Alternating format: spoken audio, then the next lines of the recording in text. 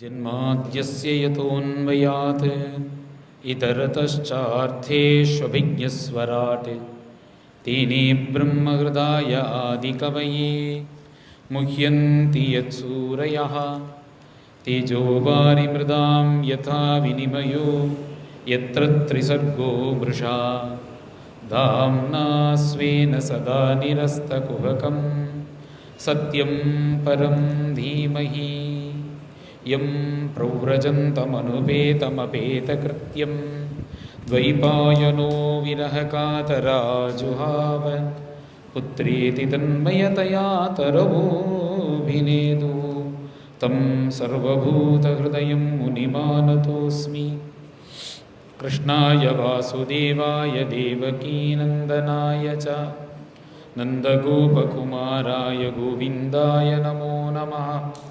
नमः पङ्कजनाभाय नमः पङ्कजमालिने नमः पङ्कजनेत्राय नमस्ते पङ्कजाङ्घ्रये।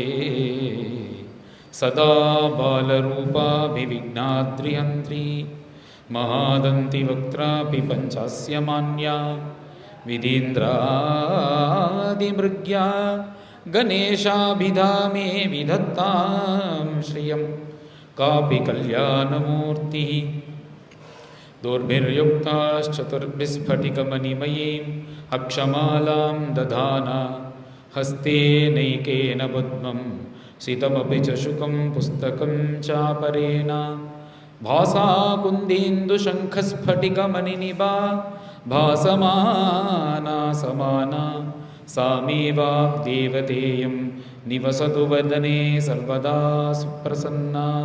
पीताम्बरं करविराजितशङ्खचक्र कौमोदकी सरसिजं करुणासमुद्रं राधासहायमतिसुन्दरमन्दहासं वातालयेशमनिशं हृदि भावयामि। श्रीरामस्य कथाप्रसङ्गसमये वल्मीकजन्मास्वयं श्रीकृष्णामृतगानवर्षसमये मय्यासखिस्सोऽभवत्।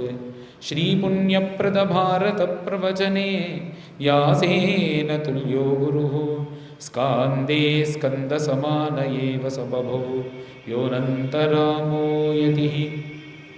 हरे रामेति कृष्णेति नाम संकीर्तनं सदा लोकक्षेमाय कुर्वन्तं प्रेमिकं सद्गुरुं भजे। ज्ञानवैराग्यसम्पूर्णं प्रेमभक्तिरसप्रदं श्रीगुरुं तं मम प्रेष्ठं विठ्ठलदासं भजेऽहं। दूरीकृतसीतार्तिः प्रकटीकृतरामवैभवस्फूर्तिः दारितदशमुखकीर्तिः पुरतो मम भातु हनुमतो मूर्तिः।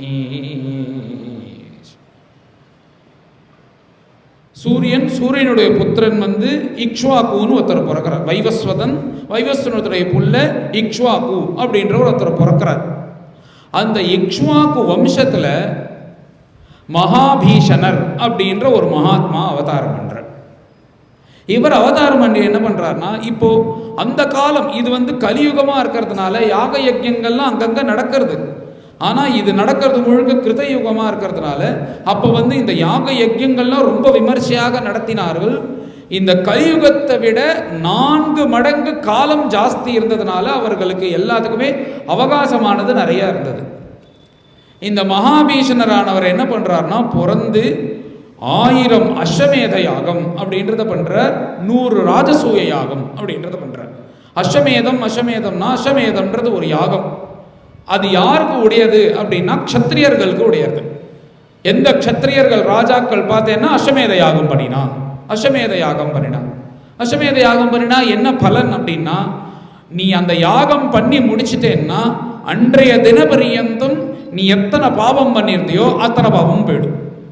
அதனாலதான் ராமபிரானும் அஸ்வமேத யாகம் பண்றார். அவர் சக்கரவர்த்தி திருமகன் தானே, அவரும் அஸ்வமேத யாகம் பண்றார். தர்மபுத்திரர் யார், பஞ்சபாண்டவர்கள்ல மூத்த மகனா இருக்கக்கூடிய தர்மபுத்திரர், அவரும் அஸ்வமேத யாகம் பண்றார்.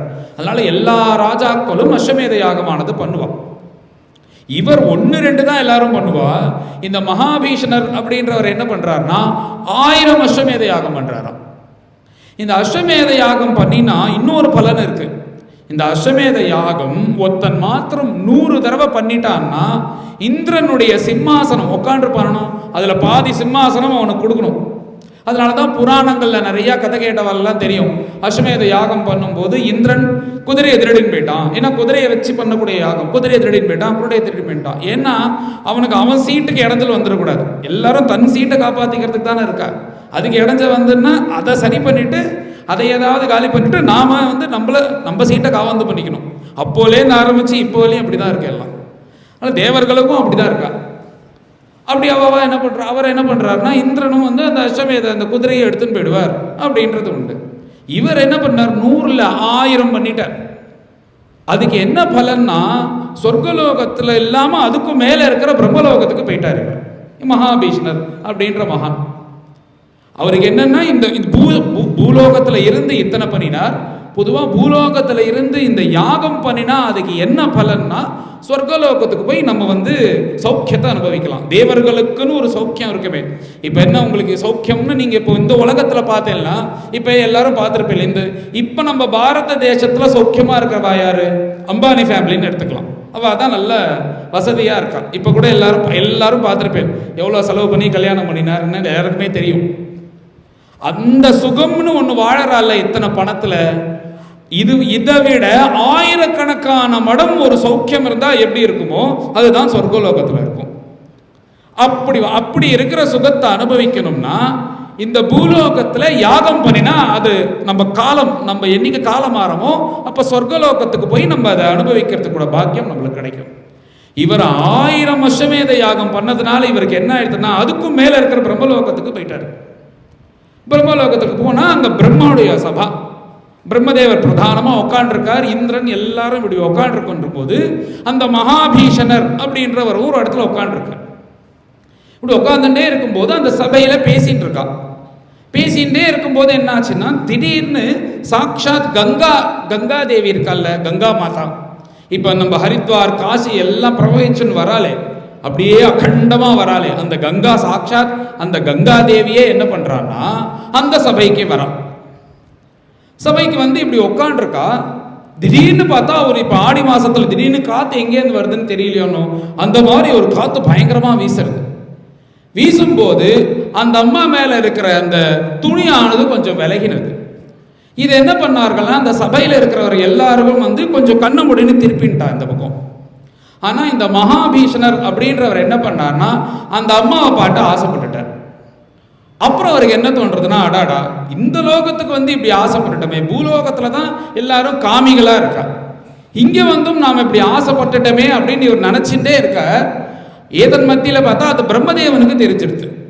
பிரம்மதேவன் என்ன பண்றாருன்னா இத்தனை யாகம் பண்ணி உயர்ந்த புண்ணியத்தை அடைஞ்சு இங்க வந்தாலும் உனக்கு இந்த ஸ்திரீ சுகம் அனுபவிக்கணும்ன்ற எண்ணம் இருக்கும் பட்சத்தில் நீ பூலோகத்துல அவதாரம் பண்ணுவ, பூலோகத்துல பிறந்து பொதுவாக இந்த மாதிரி காமியார்த்தமா இருக்கக்கூடிய சுகத்தை அனுபவிக்கணும்னா பூலோகத்துல தான் பிறக்கணும்.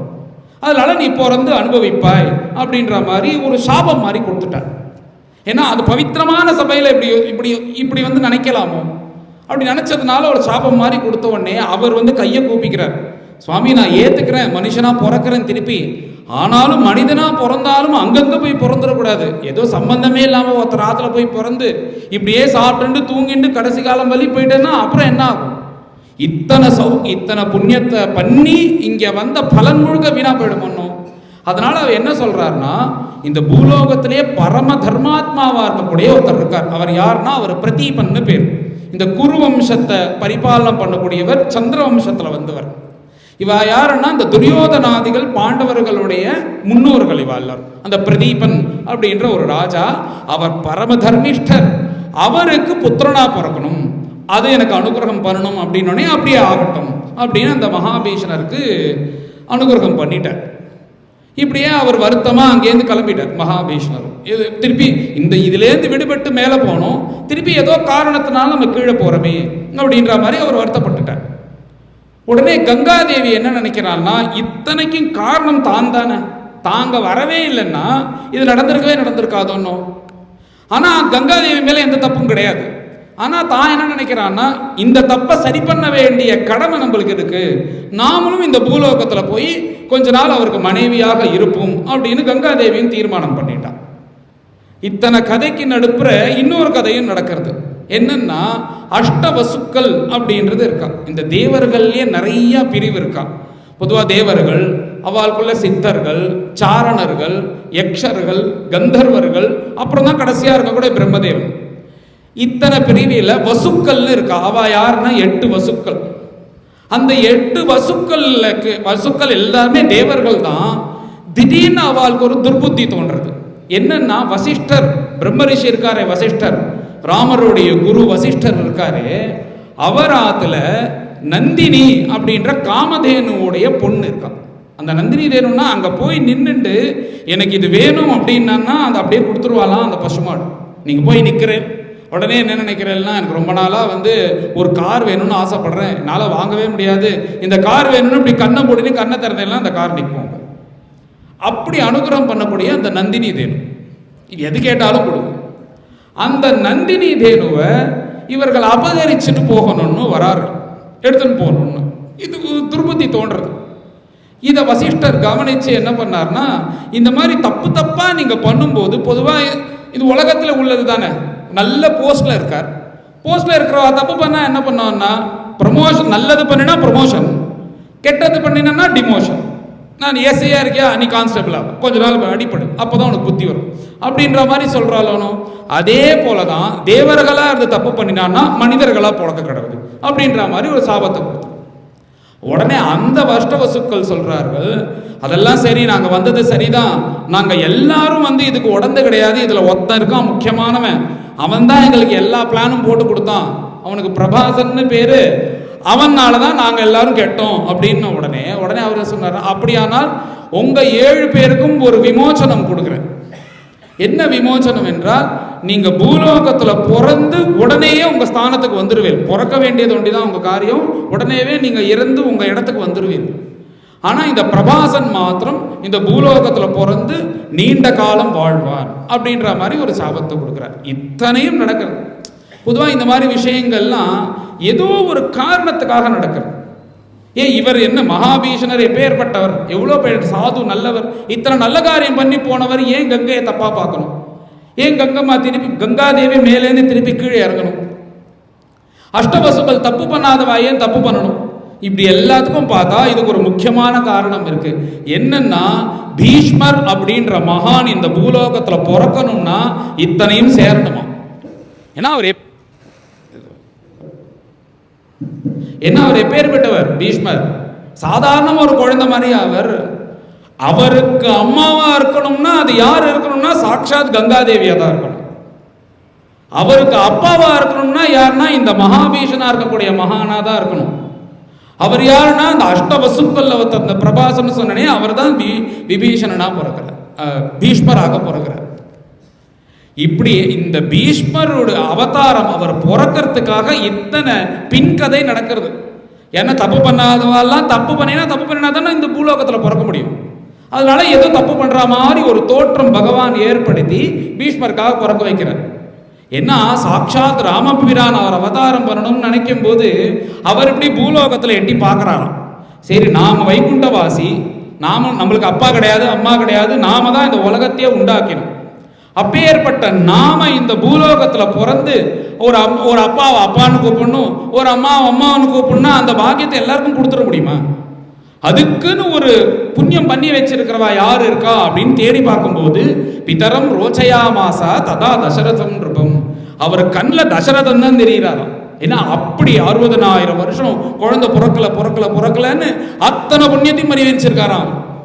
இவரை விட புண்ணியாத்மா தெரியாததுனால இந்த தசரதனுக்கே நாம குழந்தையா பிறந்துருவோம் அப்படின்னு ராமபிரான் முடிவு பண்றார்.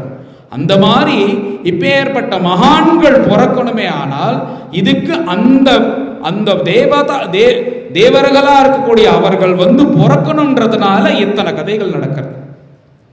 இப்படி ஆயிடுத்து. அவரவர்கள் அந்தந்த இடத்துல பிறந்துட்டான்.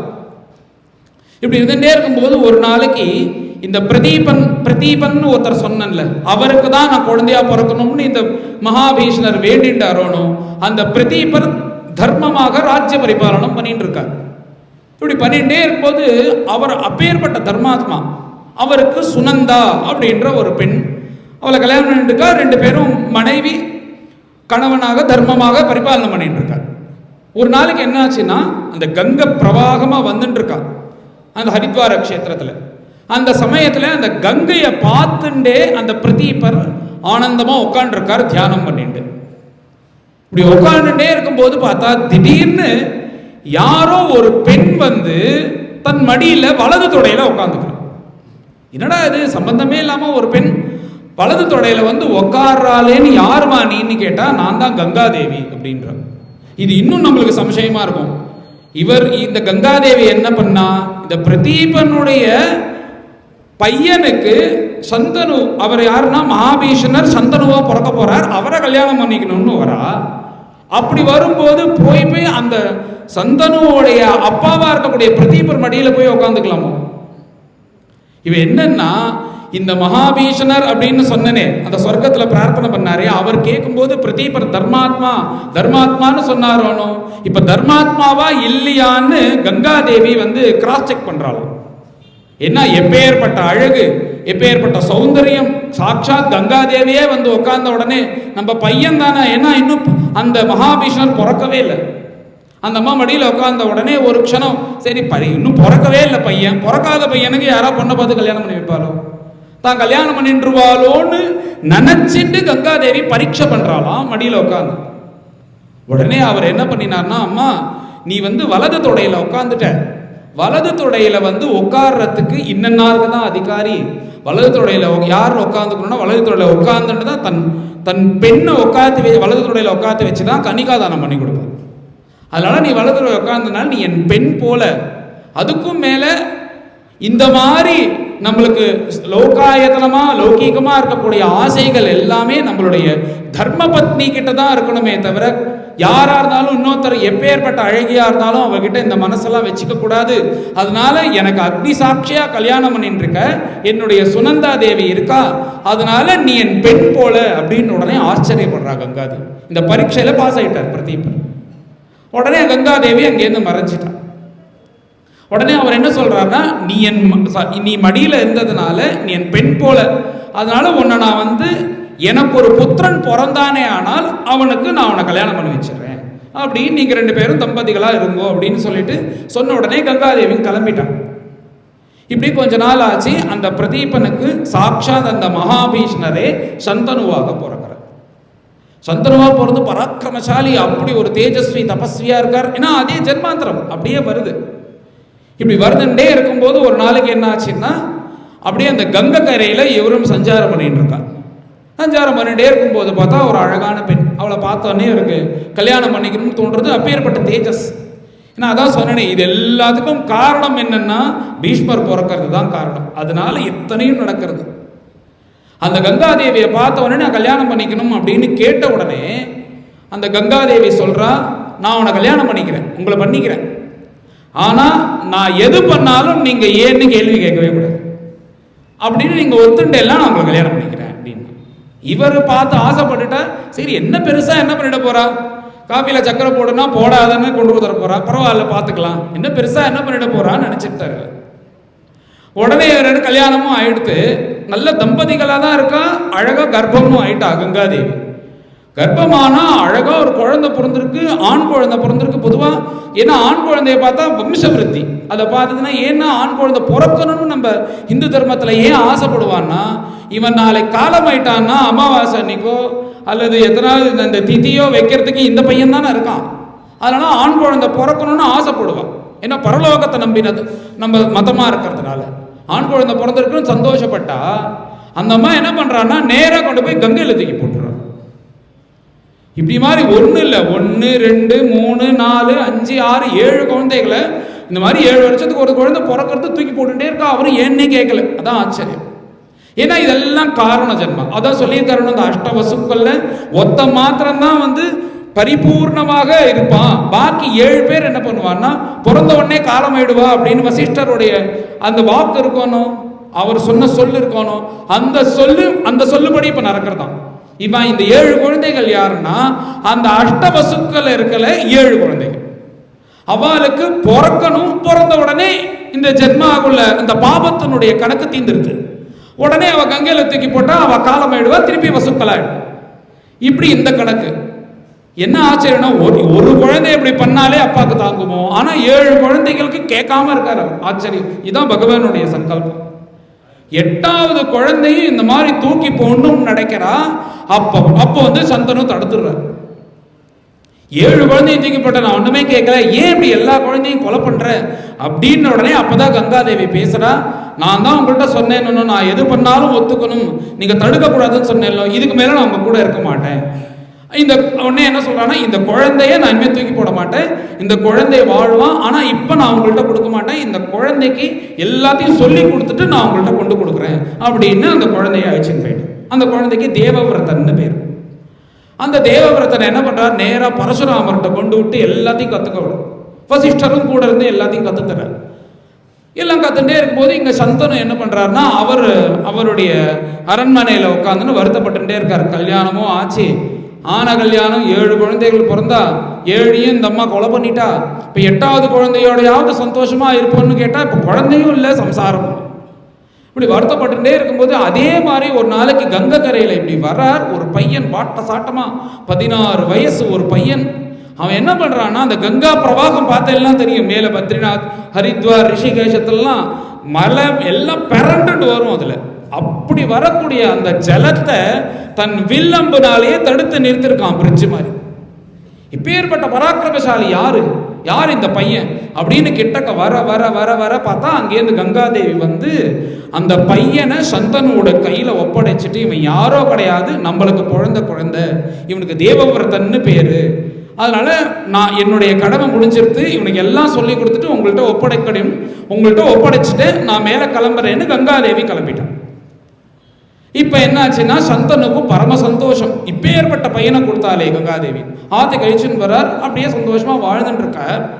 இப்படி வாழ்ந்துட்டே இருந்தா காலம் மாறி மாறி தானே வரும். திடீர்னு அவருக்கு வந்து ஒரு நாளைக்கு என்ன பண்றாருன்னா, காட்டுல வேட்டையாடுறதுக்காக கிளம்புறார். இப்படி கிளம்பி போயிட்டே இருக்கும்போது பார்த்தா அங்க ஒரு வேடர்கள்லாம் இருக்கக்கூடிய இடம். அதுல வேட ராஜா யாருன்னா உச்சைஸ்ரவஸ் அப்படின்ற பேர் அவருக்கு. அவருடைய பொண்ணு யாருன்னா மத்ஸ்யகந்தி, யோஜனகந்தின்னு பேரு, சத்தியவதின்னு பேர் அவருக்கு. என்ன ஆச்சரியம்னா, அவ உடம்புலேருந்து வரக்கூடிய வாசனை அது சாதாரண வாசனை கிடையாது, அது ஏதோ தேவர்களுக்கெல்லாம் துர்பமா இருக்கக்கூடிய வாசனையா. அது எப்படின்னா, ஒரு 10 கிலோமீட்டர் வரையும் அந்த வாசனை இருக்குமா, அவ உடம்புல இருக்கிறவ அந்த வாசனையானது. அப்படி ஒரு சுகந்தம். அவ பார்த்து அவ பேர்பட்ட அழகியா இருப்பா. அவளை பார்த்து இவரும் ராஜா ஒன்றும், இந்த பாரத தேசத்தையே பரிபாலனம் பண்ணக்கூடிய ராஜா இப்படி ஒரு பெண்ணை பார்த்த உடனே தான் தனியா இருக்கமே, கல்யாணம் பண்ணிப்போம்னு தோணினது. ஏன்னா கல்யாணம் பண்ணிக்கிறியா அப்படின்னு கேட்ட உடனே, ராஜாவா இருக்கார், பண்ணி வச்சிடலாம் அப்படின்னும் போது முடிவு பண்ணும்போது, அந்த வேட ஜாதியில இருக்கிற ஒருத்தன் எழுந்தன்னு சொன்னா, அப்பா உன் பொண்ணை நீ கல்யாணம் பண்ணி தர, இவன் வந்து முதல் தடவையா உன் பொண்ணை கல்யாணம் பண்ணிக்கல, ஏற்கனவே வந்து இவனுக்கு ஒரு பையன் இருக்கான், இப்ப இவன் போனான்னா இவனுக்கு ராஜ்யமும் கிடையாது, ஒன்றும் கிடையாது, பணமும் இருக்காது, இவளை கல்யாணம் பண்ணிட்டு இவளும் கஷ்டப்படணும், இவனுக்கு பிறக்கிற குழந்தைகளும் கஷ்டப்படுவா, அதனால கல்யாணம் பண்ணி கொடுக்காத அப்படின்னு. சரி கல்யாணம் பண்ணிக்கணும்னா என்ன பண்ணணும்னா, முதல் பையனுக்கு ராஜ்யம் இருக்கக்கூடாது அப்படின்னு இவர் கேட்டோடனே, அதெல்லாம் முடியாது, என் முதல் பையனுக்கு தான் ராஜ்யம் கொடுப்பேன் அப்படின்னு சொல்லிட்டு சந்தனும் ஆத்துக்கு வந்துட்டார். வீட்டுக்கு வந்துட்டு இங்க படுத்துட்டே இருக்கார். ஒரு வாரம் ஆச்சு, வெளியிலே வரல. உடனே பீஷ்மர் சுத்தி வர்றார். ஏன் வந்து அப்பா இந்த மாதிரி தேவவிரதன்ற பையன், இனிமேதான் பீஷ்மர் பேர் வரப்போறது, அந்த பீஷ்மர் அவதான் அந்த தேவவிரதன் என்ற பையன். அவர் என்ன பண்றாருன்னா சுத்தி வர்றாரு அப்பாவை. ஏன் அப்பா வெளியில, பொதுவாக ஒரு அப்பா நன்னா நடமாடின்னு இருந்தார், திடீர்னு ஒரு வாரம் வெளியில வரல, ரூமுக்குள்ளேயே இருக்காருன்னா போய் பார்க்க மாட்டோமோ, என்னப்பா இவர் ஒரு தினம் என்ன ஆச்சுன்னு போய் அப்பா உட்காந்துன்னு கேட்டா அப்பா எதுவும் பதிலே சொல்லலை.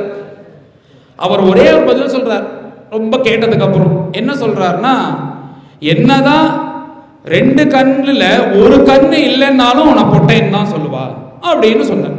இதுக்கு என்ன அர்த்தம்? நம்மளுக்கு என்ன இப்படி சொன்னா என்ன, இது என்ன வித்தியாசமா சொல்றேன், 2 கண்ணு தெரியலையா, ஒரு கண்ணு தான் தெரியறதான்னா அவர் ஒரு உள்நோக்கத்தை வச்சு சொல்றார். என்னன்னா, என்னதான் இருந்தாலும் ஒத்த குழந்தையா இருந்தேன்னா அது சரி வராது, இன்னொரு குழந்தை வேணும் அப்படின்றத சொல்றாரு. இது பீஷ்மர் புரிஞ்சுட்டோன்னா என்ன பண்றாருன்னா, அந்த சந்தனுவுக்கு தேரோட்டி இருப்பாரோன்னு அவரை கூப்பிடுறார். கூப்பிட்டு அப்பா ஏதாவது பார்த்து ஆசைப்பட்டாரா, ஏதாவது நடந்ததா அப்படின்னு கேட்ட உடனே ஆமா. ஏன்னா அந்த எல்லா பெரிய ஆட்களுக்கும் அவர் எப்படி என்னன்னு அந்த டிரைவர்கிட்ட கேட்டால் சொல்லிடுவான். ஏன்னா எல்லா விவகாரம் காரில் பேசிட்டு தானே போகிறான். என்னென்ன விஷயம் உங்களுக்கு வேணும்னு தெரியணும்னா டிரைவரை பிடிச்சா தெரிஞ்சிடும். அந்த மாதிரி அந்த சாரதிட்ட கேட்ட உடனே எல்லா விஷயத்தையும் சொல்கிறேன். அப்படியா, வா கிளம்பலாம் அப்படின்னு சொல்லிட்டு அவர் ஐச்சின்னு போனால் அந்த யோஜன கந்தை போய் பார்க்குறார், நமஸ்காரம் பண்ணுறார். அம்மானு தீர்மானம் பண்ணிட்டார். ஏன்னா அப்பாவை கல்யாணம் பண்ணிட்டா சித்தி தானே, அம்மா தானே. உடனே அம்மா நமஸ்காரம் பண்ணால் இந்த மாதிரி எங்கள் அப்பா ஆசைப்பட்டா நீங்கள் கல்யாணம் பண்ணி வைக்கணும் அந்த உச்சைஸ்ரவஸ் அந்த வேடராஜாட்ட போய் கேட்ட உடனே அவர் சொல்கிறார், இல்லை இல்லை கல்யாணம் பண்ணி வைக்கக்கூடாது. என்ன காரணம்னா, நாளைக்கு நீ தான் முதல் பையன், உனக்கு தான் ராஜ்யம் வரும், என் பெண் அவளுக்கு பிறக்கக்கூடிய குழந்தைகளோ கஷ்டப்பட போறா அப்படின்னு. உடனே அதுதான் அவங்க கஷ்டம், எனக்கு ராஜ்யமே வேண்டாம், நான் இன்னைக்கே எழுதி கொடுத்துட்றேன், என் சித்திக்கும் என் சித்திக்கு பிறக்கிற குழந்தைகளுக்கு தான் இந்த ராஜ்யத்தில் அதிகாரம் இருக்கு எங்க அப்பாவுக்கு அப்புறம், நான் இன்னைக்கே எழுதி கொடுக்குறேன், இது சத்தியம் அப்படின்னு உடனே சரின்னு தோணிடுது. உடனே ஒரு நேரம் தன்னுடைய இருக்கிற இடத்துக்கு வந்து வீட்டுக்கு வந்து அந்த சாரதியை விட்டே அப்பாட்ட சொல்லி நீ எதுவுமே பேசாம அழிச்சுன்னு போ சந்தனு அப்படின்னு. உடனே அவர் அழிச்சுன்னு போற. இந்த மாதிரி ஒத்துண்டாவா கல்யாணத்துக்கு அப்படின்னு உடனே சந்தனு போற. சந்தனு போய் அந்த உச்சேஸ்வரச போய் இப்ப போய் பார்க்கும்போது அவ திருப்பி என்ன சொல்றாலாம் முடியாது அப்படின்ட்டு. இவர் திருப்பி வருத்தத்தோடைய வந்துட்டு பீஷ்மருக்கு கோபம் வந்துடுது அந்த தேவவரதன்ற பையனுக்கு. திருப்பி அங்கேருந்து கிளம்பி நேராக வந்து இப்போதானே நான் சொன்னேன் எனக்கு ராஜ்யம் வேண்டான்னு, திருப்பி கல்யாணம் பண்ணிக்க மாட்டேன்னா என்ன அர்த்தம் அப்படின்ன உடனே அதுக்குள்ள ஒருத்தன் கிளப்பி விட்டுருக்கான் உள்ள. இந்த மாதிரி கிளப்பி விடுறதுக்கு எத்தனை பேர் இருக்கா. இன்னொருத்தன் என்ன சொல்றான்னா, நீ ராஜ்யம் வேண்டான்னு இவர் சொல்லிட்டார். இவர் நல்ல யௌவனமா இருக்கக்கூடியவர், நல்ல திருடமா பலகாத்திரமா இருக்கக்கூடியவர், அவரும் வயசானவர். இவர் ரெண்டு பேருக்கு இவரும் கல்யாணம் பண்ணிப்பார், பீஷ்மரும் கல்யாணம் பண்ணிப்பார், அவ அப்பாவும் கல்யாணம் பண்ணிப்பார். வயசானவருக்கு பிறக்கிற குழந்தைக்கும் நல்ல இளமையில இருக்கிற அவனுக்கு பிறக்கிற குழந்தைக்கும் வித்தியாசம் இருக்கும்ல. இவன் பலசாலியா இருப்பான், இவர் வேண்டான்னாலும் இவன் பையன் பிறந்து ராஜ்யத்தை பிடிக்கின்றான்னா என்ன பண்றது? அதனால இது சரி வராதுன்னு சொல்லிடு அப்படின்னு உடனே இது நியாயமாப்பட்டது அவனுக்கு முடியாது. உடனே அன்னைக்கு என்ன சொல்றாருன்னா, 30 கோடி தேவர்களையும் சாட்சி, இந்த உலகத்தில் இருக்கிற அத்தனை பூதங்களையும் சாட்சி, இன்னிலேருந்து என் ஆயுசு முழுக்க நான் கல்யாணம் பண்ணிக்க மாட்டேன், பிரம்மச்சாரியா தான் இருப்பேன் அப்படின்ற பிரதிஜை பண்றார். இதுல இருந்தா அவருக்கு பீஷ்மர்னு பேர் வருது. இந்த கோரமான பிரதிஜை பண்ண உடனே என்ன ஆச்சரியம்னா, இந்த உலக ஆரம்பத்திலேருந்து இது பரியந்தம் பிரம்மச்சாரின்னா யாருன்னா 2 பேர் தானா. இதுக்கப்புறம் யாருமே பிரம்மச்சாரி கிடையாது. பிரம்மதேவன்லேருந்து ஆரம்பிச்சு இந்த மன்மதன்ட்ட மாட்டிக்காதவ யாருமே கிடையாது. ஏன்னா பிரம்மதேவன் என்ன பண்ண, அவர் எங்க மாட்டினார்னா, அவர் சிருஷ்டிகர்த்தாவாச்சே, அவரே மாட்டினார்னா மாட்டினாராம். இந்த அகல்யன்னு ஒரு அம்மா ராமாயணத்தில் வருமே, எல்லாரும் கேள்விப்பட்டிருப்பேன். அந்த அம்மாவை சிருஷ்டி பண்ணினார்.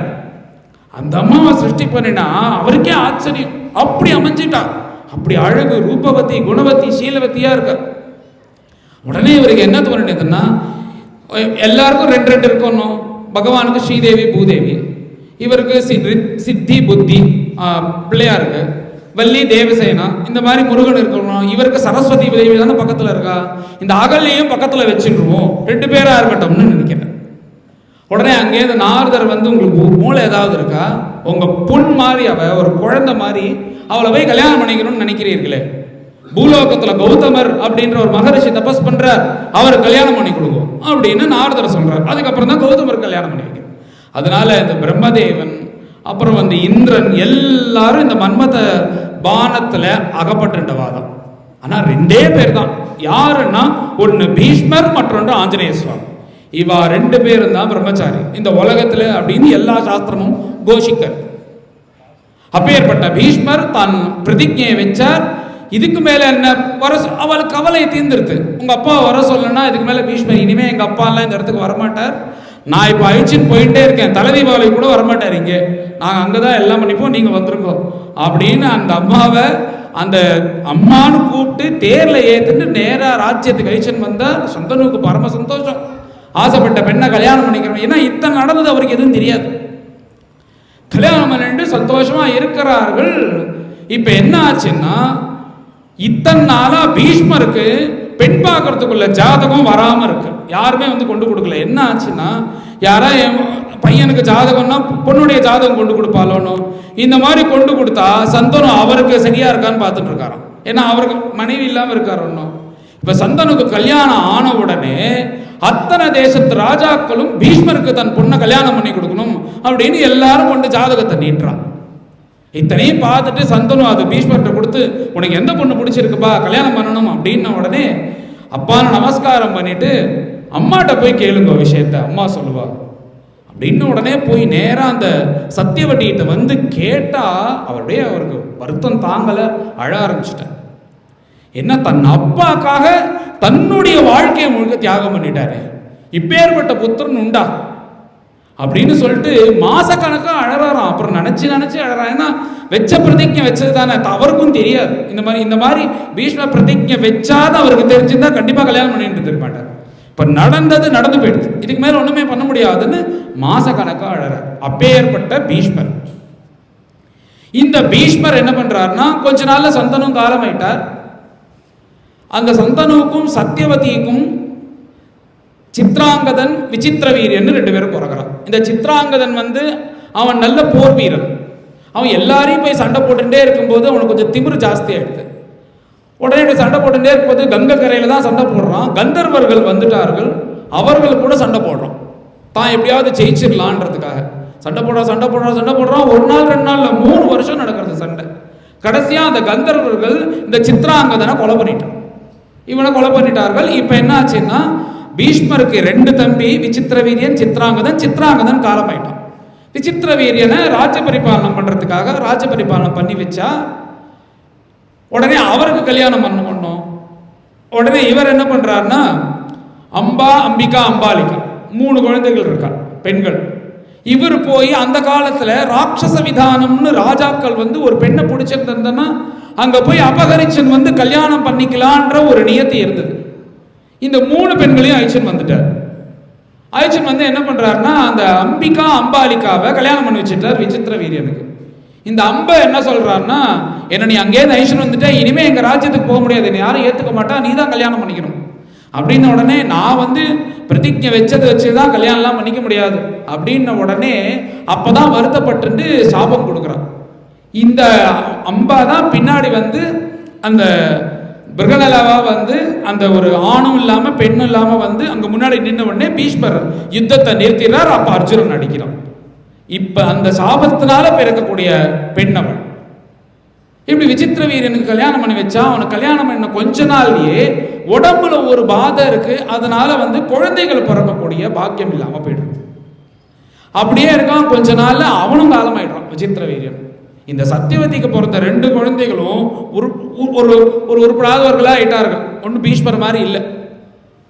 இப்படி இருக்கும்போது மேல சந்ததி இல்லாம இருக்கக்கூடாதுன்றதுனால அவர்கள் என்ன பண்ணார்னா வியாச பகவானை பிரார்த்தனை பண்ண உடனே வியாசர் மூலியமாக 3 பேர்கள் பிறக்கிறார். வியாசர் மூலியமாக இந்த அம்பிகா கூட சங்கமம் வச்சுக்கும் போது திருதராஷ்டிரன் பிறக்கிறான். இது எப்படின்னா இது மகாபாரதத்தில் விஸ்தாரமா சொல்லக்கூடியது, இங்க சொல்லக்கூடிய விஷயம் கிடையாது. அது அப்படி கண்ணை மூடிண்டே இந்த சங்கமம் ஆனதுனால திருதராஷ்டிரன் பிறக்கிறான். அருவருப்பாக ஒரு சங்கமம் ஆனதுனால பாண்டு பிறக்கிறான் சர்ம ரோகத்தோட. இன்னொரு தாசி பக்தி ஸ்ரத்தையாததுனால அந்த தாசிக்கு பிறக்கக்கூடியவர் தான் விதுரர். இப்படி 3 பேரும் பிறக்கிறா. இவாலேந்து வந்ததுதான் துரியோதனாதிகள். அப்புறம் அப்படியே மகாபாரத யுத்தம் நடந்து வந்துட்டே இருக்கு. இப்ப என்ன ஆச்சுன்னா அந்த மகாபாரதம்லாம் யுத்தம் முடிஞ்சு தர்மபுத்திரர் பட்டாபிஷேகம் ஆயிட்டார். அந்த குருக்ஷேத்திரத்திலேயே இந்த துரியோதனன் படுத்து கிடக்கான். அவன் பண்ண பாவத்துக்கெல்லாம் என்னாச்சுன்னா உயிர் போக மாட்டேங்கிறது. இப்படியே படுத்து கிடக்கான். ஆஸ்வாசம் பண்ணிட்டு பெருமூச்சு விட்டுண்டு பார்த்தா அங்கேருந்து ஒரு கழுகு கொத்துறது உடம்பு. அப்புறம் ஒரு பருந்து கடிக்கிறது. அதை விரட்டுறது கூட அவனுக்கு தெம்பு இல்லாம இப்படி யுத்த பூமியில படுத்து கிடக்கான் துரியோதனன். இப்படி இருக்கும் சமயத்துல இன்னும் ஒருத்தன் மாத்திரம் உயிரோட இருக்கான். அவன் யாருன்னா அஸ்வத்தாமா. அவ அப்பானால அவனுக்கு ஒரு வரன் சிரஞ்சீவியா இருந்துட்டே இருக்கான். இவன் அஸ்வத்தாமா யாருன்னா இந்த துரியோதன பட்சத்துல இருந்து யுத்தம் பண்ணக்கூடியவன். இந்த அஸ்வத்தாமா என்ன பண்றாருன்னா இந்த மகாபாரத யுத்தத்தை ஜெயிக்க முடியாததுனால பஞ்சபாண்டவர்கள நேரா போய் சண்டை போட்டு ஜெயிக்க முடியாது அப்படின்ற பட்சத்துல என்ன பண்றான்னா ராத்திரி தூங்கும் போது கழுத்தை வெட்டிடுவோம் அப்படின்னு முடிவு பண்ணிட்டான் இந்த அஸ்வத்தாமா. என்னன்னா அந்த யுத்த காலம் எப்படி இருக்கும் அந்த காலத்துல, இப்படி சண்டை நடக்கும்போது கூடாரங்கள்ல தானே ராத்திரி தங்குவா. யுத்தம் முடிஞ்சிருது. ஆனாலும் இந்த கூடாரங்களை தான் தங்கிட்டு இருக்கா பஞ்சபாண்டவர். இப்படி தங்கிட்டே இருக்கும்போது பார்த்தா அன்னைக்கு ராத்திரி கிருஷ்ணர் என்ன பண்றாருன்னா, நீங்க இங்க படுத்துக்காதீங்க, என் கூட வந்துருங்கோ, நம்ம சேர்ந்து படுத்துக்கலாம் அப்படின்னு பஞ்சபாண்டவர்களை அழிச்சுன்னு போயிடுறான். அழிச்சின் போனதுக்கு அப்புறம் என்ன ஆச்சரியம்னா, அந்த பஞ்சபாண்டவர்களுடைய புத்திரர்கள் அஞ்சு பேர் இருக்கா, உப பாண்டவர்கள்னு பேர். அவ வந்து அந்த இடத்துல படுத்துட்டு, இவன் என்ன ஆத்மாவை புத்திரனாமாசின்னு இருட்டில் என்ன அப்பா பையன் வித்தியாசம் தெரியுமா? அப்பா மாதிரி தானே குழந்தைங்க இருப்பான், பையனும் இருப்பான். இவன் என்ன பண்ணான், வந்தா ராத்திரியா பெரிய அருவாள் எடுத்துன்னு வந்தான். அந்த 5 குழந்தைகளும் கழுத்து தனியா உடம்பு தனியா வெட்டிட்டான். வெட்டிட்டு அப்புறம் பார்த்தாதான் தெரியுது இது பாண்டவர்கள் இல்லை, உப பாண்டவர்கள். அதனால யாரோ ஒன்று சத்ரு பட்சத்தில் இருக்கவனை கொலை பண்ணிட்டேன் அப்படின்னு சந்தோஷப்பட்டு இதை துரியோதனன்ட்ட போய் சொன்னா அவன் சந்தோஷப்படுவான் அப்படின்னு நேரா அங்கேருந்து கிளம்பி வந்து அந்த குருக்ஷேத்திரத்துல வந்து படுத்து கிடக்கானே துரியோதனன், அவன்கிட்ட வந்து பேசுறானா.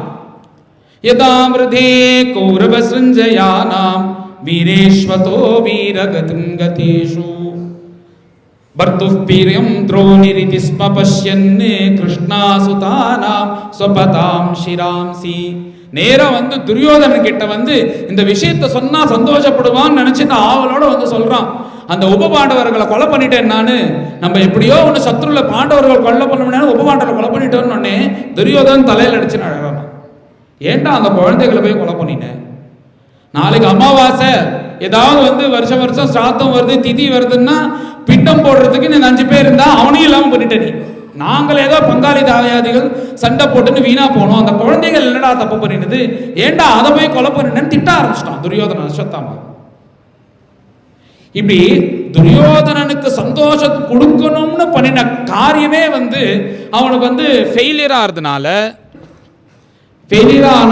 அவன் என்ன பண்றான்னா இதுக்கும் மேல பஞ்சபாண்டவர்கள் சண்டை போடுறதுக்காக வரான். அப்படி கிளம்பணும்னு நினைக்கிறான். இங்க என்ன நடந்ததுன்னா, வெடிகாத்தால வந்து பார்த்தா திரௌபதி அத்தனை குழந்தைகளும் வந்து இப்படி வெட்டுப்பட்ட நிலையில இருக்கிறது பார்த்து கதறா. கன்ற இந்த மாடு மாதிரி இந்த பக்கம் அந்த பக்கம் சுத்தி வரா, கதறா. உடம்பு மடியில போட்டுன்னு கூட அழ முடியல அந்த சரீரத்தை, அப்படி கதறா. எல்லாம் திரௌபதியோட குழந்தைகள். என்ன பண்றதுன்னு தெரியல. உடனே அர்ஜுனன் எழுந்துட்டான். அவ கதறதுல பார்த்து, அவ க்ஷத்ரிய பெண்ணா இருக்கிறதுனால, அம்மா இந்த 5 பசங்களை கொலை பண்ணின மகாபாபியோடைய தலையை வெட்டி கொண்டு வந்து உன் காலில் போடு, அப்பதான் வந்து இதுக்கு வந்து பதிலாகும் அப்படின்னு சொல்லிட்டு அவர் கிளம்புறார். உடனே திரௌபதிக்கு ஏதோ கொஞ்சம் சமாதானம் ஆன மாதிரி இருந்தது. பழிக்கு பழி வாங்கினா தானே சமாதானம் ஆகும். மேல யார் பண்ணினான்னு தேட வேண்டாம், ஏன்னா ஒருத்தன் தான் உயிரோட இருக்கான், இந்த அஸ்வத்தாமா தான். இவரும் யுத்தத்துக்கு கிளம்பிட்டார். இங்கேருந்து அர்ஜுனனும் கிளம்பிட்டார் அஸ்வத்தாமா கூட சண்டை போடுறதுக்கு. அந்த அஸ்வத்தாமாவும் சண்டை போடுறதுக்கு வரான். 2 பேரும் பார்த்தா அப்படி அந்த யுத்த பூமியில அபாரமா சண்டை நடக்கிறது. அர்ஜுனனுடைய பராக்கிரமத்துக்கு முன்னாடி அவனால ஒன்றும் பண்ண முடியல அஸ்வத்தாமாவால. பொதுவா எல்லாம் பண்ணிட்டு கடைசியா தன்னால முடியாத போது பிரம்மாஸ்திரம்னு ஒரு அஸ்திரம் இருக்கும், அதை பிரயோகம் பண்ணுவார். இவன் அஸ்வத்தாமா என்ன பண்ணிட்டான்னா அந்த பிரம்மாஸ்திரத்தை எடுத்து இப்படி பிரயோகம் பண்றான். அந்த பிரம்மாஸ்திரம்ன்றது சாதாரணம் இல்லை, அது ஒரு பெரிய பவர்ஃபுல்லான அஸ்திரம். அது அப்படியே கக்கிண்டு வந்ததுன்னா அந்த பக்கத்தில் இருக்கிற பூமியில இருக்கிற எல்லாரையும் பாதிக்கும். அது அப்படி வரும்போது உடனே அர்ஜுனன் கிருஷ்ணர்கிட்ட கேட்கிறார், கிருஷ்ணா அவன் பிரம்மாஸ்திரத்தை போட்டுட்டான், என்ன பண்றதுன்னு தெரியல, இதுக்கு என்ன பண்ணலாம்னு சொல்லு அப்படின்னு. உடனே கிருஷ்ணர் சொல்றார், நீ பிரம்மாஸ்திரத்தை போடுறா அப்படின்ட்டு. உடனே இப்ப என்ன ஆச்சுன்னா ஆகாசத்துல 2 பிரம்மாஸ்திரமும் ஒண்ணுக்கு ஒண்ணு மோதிண்டு அப்படியே அந்த நெருப்பை கக்கிண்டு சுத்தின்னு இருக்கு. இப்படி இருக்க பிரம்மாஸ்திரத்தை அணைக்கணும், என்ன பண்றதுன்னு தெரியாம திரும்ப அர்ஜுனன் கிருஷ்ணன்ட்ட கேட்கிறான், இந்த பிரம்மாஸ்திரத்தை என்ன பண்ணலாம், 2 சுத்து, இதனால பல பேர்களுக்கு இடைஞ்சல் ஆறுதே அப்படின்னு கேட்கும் போது உடனே கிருஷ்ணர் சொல்றார், உனக்கு வந்து பிரம்மா அஸ்திர பிரயோகமும் தெரியும், உபசம்ஹாரம் பண்ணக்கூடிய அந்த வித்தையும் தெரியுமா. என்னன்னா துரோணர் பரம தார்மிகர், அர்ஜுனன் தன்னுடைய பரம சிஷ்யனா இருக்கிறதுனால தன் பையனுக்கு கூட சொல்லி கொடுக்காத ஒரு வித்தைய அர்ஜுனனுக்கு சொல்லி கொடுத்திருக்காரு. என்னன்னா ஒரு அஸ்திரத்தை போடுறது தான் அஸ்வத்தாமாவுக்கு சொல்லி கொடுத்திருக்காரு. இந்த அஸ்திரத்தை திருப்பி தன்கிட்டயே எடுத்துக்கணும்ன்றதுக்கு ஒரு வித்தை இருக்கான், அது அஸ்வத்தாமாவுக்கு தன் பையனுக்கு சொல்லி தரல, தன் பிரிய சிஷ்யனா இருக்கக்கூடிய அர்ஜுனனுக்கு சொல்லி கொடுத்திருக்காரு.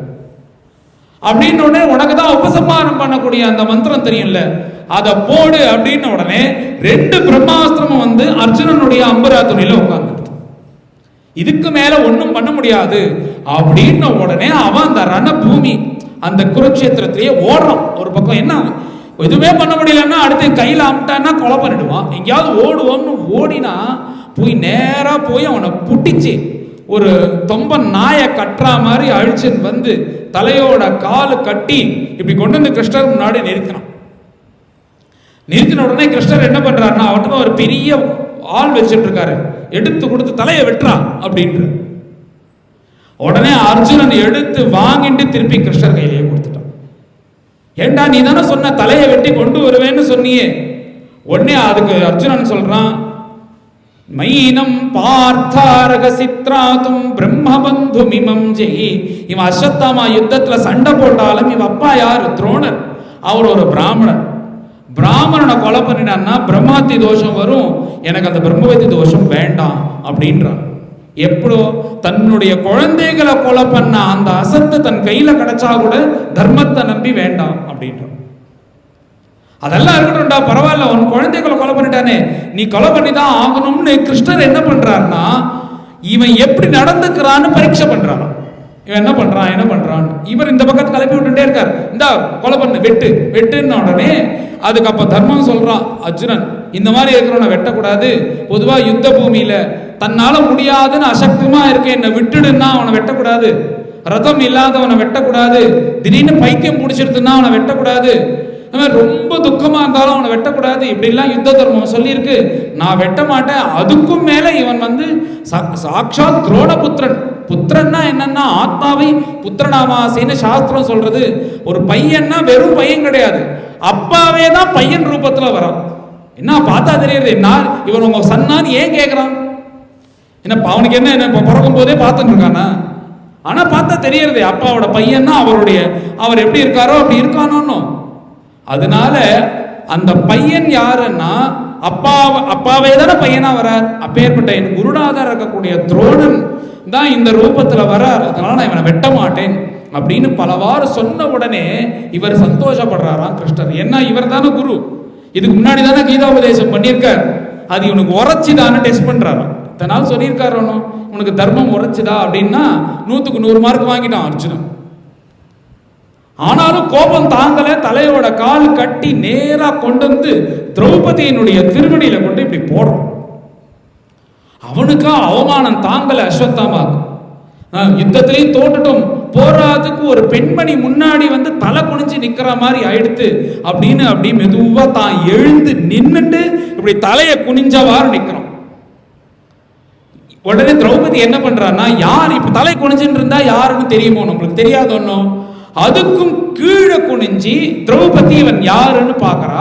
பார்த்தா அஸ்வத்தாமான்னு தெரிஞ்ச உடனே முச்சியதாம் முச்சியதாமேஷா பிராமணோ நிதராம் குரு, அவுத்து விடுங்கள் அவுத்து விடுங்கள் அவுத்து விடுங்கள்னு கதறான்.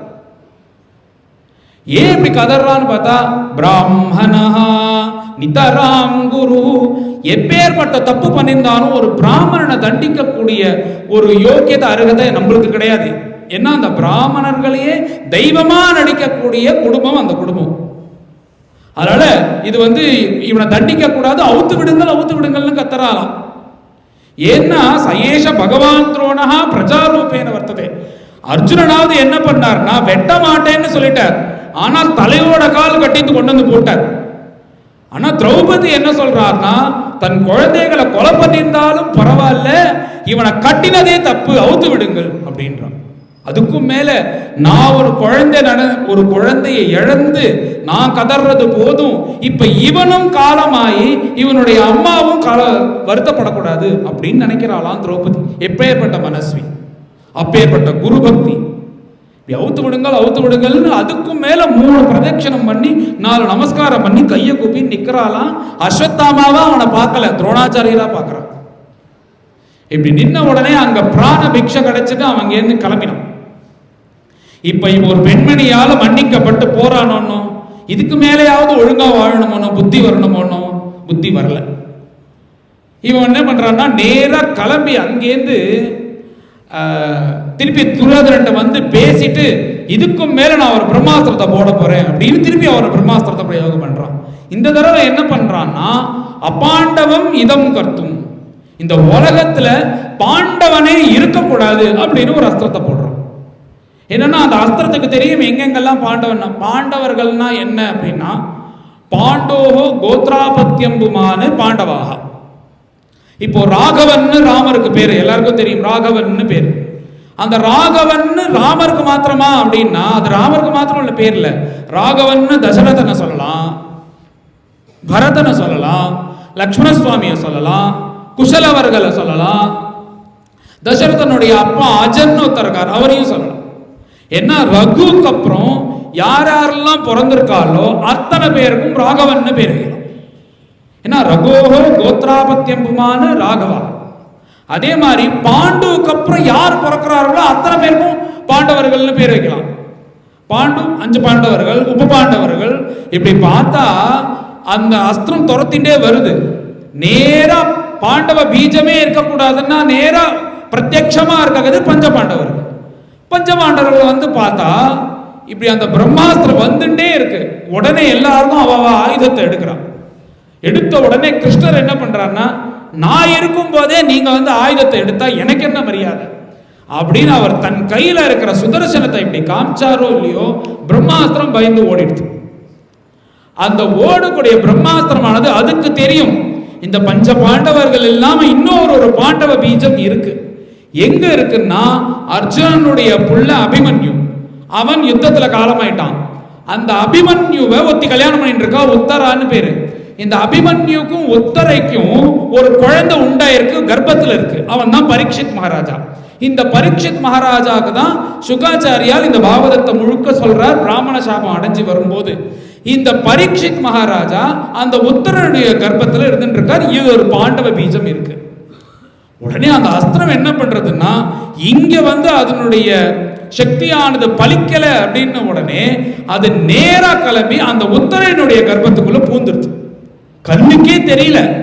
ஆனா அந்த உத்தரை அம்மாவுடைய வயறு எப்படி இருக்குன்னா, ஒரு 2 கிலோ நெருப்பை உள்ள வச்சு கட்டினா எப்படி இருக்கும் அப்படி இருக்கு. சாதாரண ஒரு ஊதுபத்தி பட்டாலே அப்பா அப்பா அப்பா அப்பான்றோம், ஓடுறோம், தெரிஞ்சுன்னு ஓடுறோம், ஜலத்தை தேய்க்கிறோம், ஒரு 5 நிமிஷம் துணிச்சு போயிடும். நெருப்பு துண்டத்தை வயிற்றுல வச்சு கட்டினா எவ்வளோ பாதியா இருக்கும்.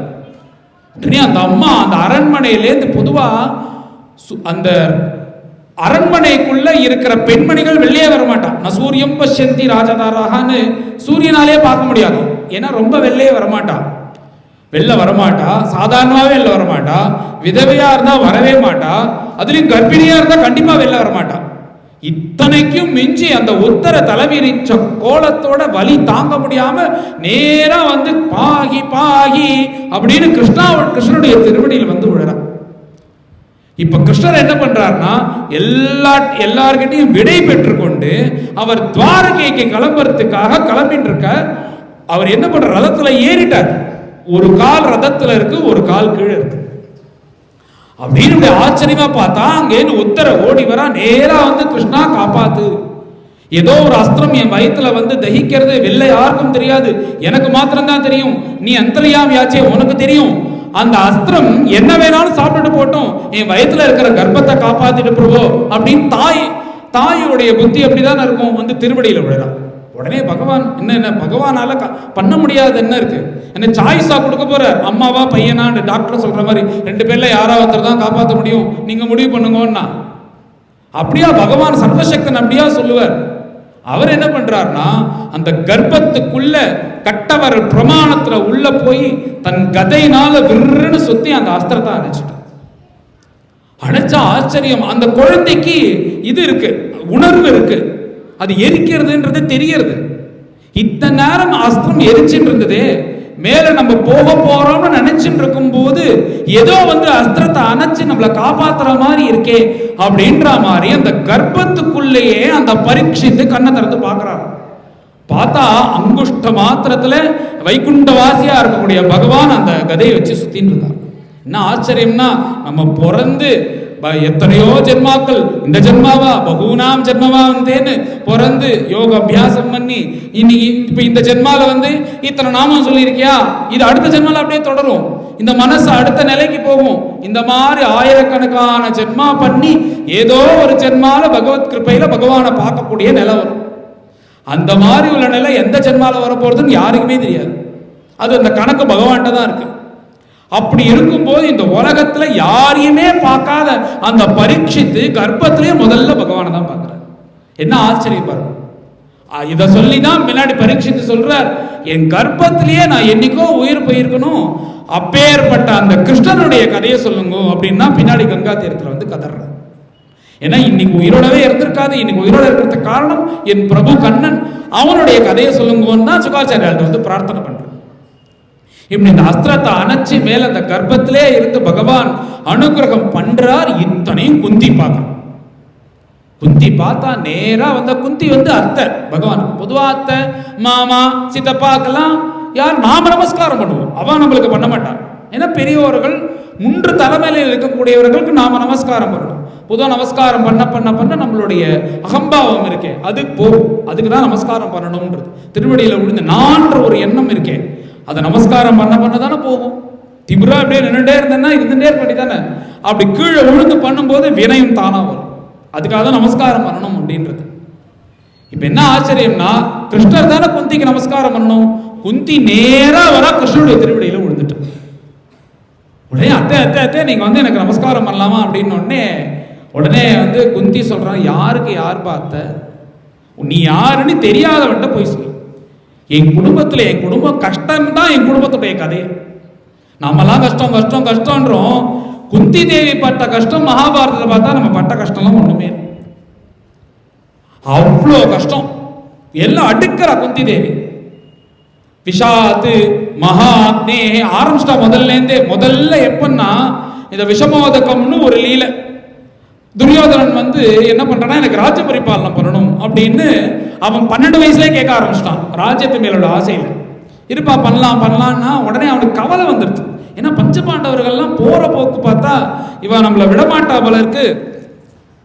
இவ போற போக்கு பார்த்தா நம்மளை வந்து மிஞ்சிட்டு ராஜ்யத்தை எடுத்துட்டுருவா, நம்ம அப்பாட்ட கேட்டு இப்பயே நம்ம ராஜ்யத்தில் உட்காந்துருவோம் அப்படின்னு அவன் பிளான் பண்றான். இது 12-13 வயசுல கேட்ட உடனே இது பீமனுக்கு தெரிஞ்சிருச்சு. உடனே பீமன் துரியோதனனை கூப்பிட்டு பட்டாபிஷேகம் பண்ணிக்கணுமா உனக்குன்னா, ஆமாண்ணா. எந்த தலையில? இந்த தலையில. இந்த தலையில தானே கிரீடம் வச்சுக்கணும்னு ஆசைப்படுறேன். ஆமா அப்படின்னா இங்க வா காமின்னா ஒரு கொட்டை கொட்டினா பாருங்க, கிரீடம் வச்ச மாதிரி தலை வீங்கிருக்கு. அது அவனுக்கு ரொம்ப நாளா மனசுல இருக்கு. திருப்பி அடிக்க முடியாது, பலசாலி கிடையாதுன்னு. அதனால என்ன பண்ணான்னா, இவனை வந்து புத்தி பலத்தினால இவனை வந்து நம்ம எப்படியாவது கொலை பண்ணிடணும்னு ஒரு ஏற்பாடு பண்றோம். யுவராஜாக்களுக்கு மாத்திரம் இருக்கிற ஒரு தேநீர் பார்ட்டி மாதிரி ஏற்பாடு பண்றோம். அதுல எல்லாரும் வரணும்னு வந்தா எல்லாருக்கும் வேணுங்கிறத கொடுக்குறான். ஸ்பெஷலா வந்து குழக்கட்டையே பண்ணியிருக்கான்.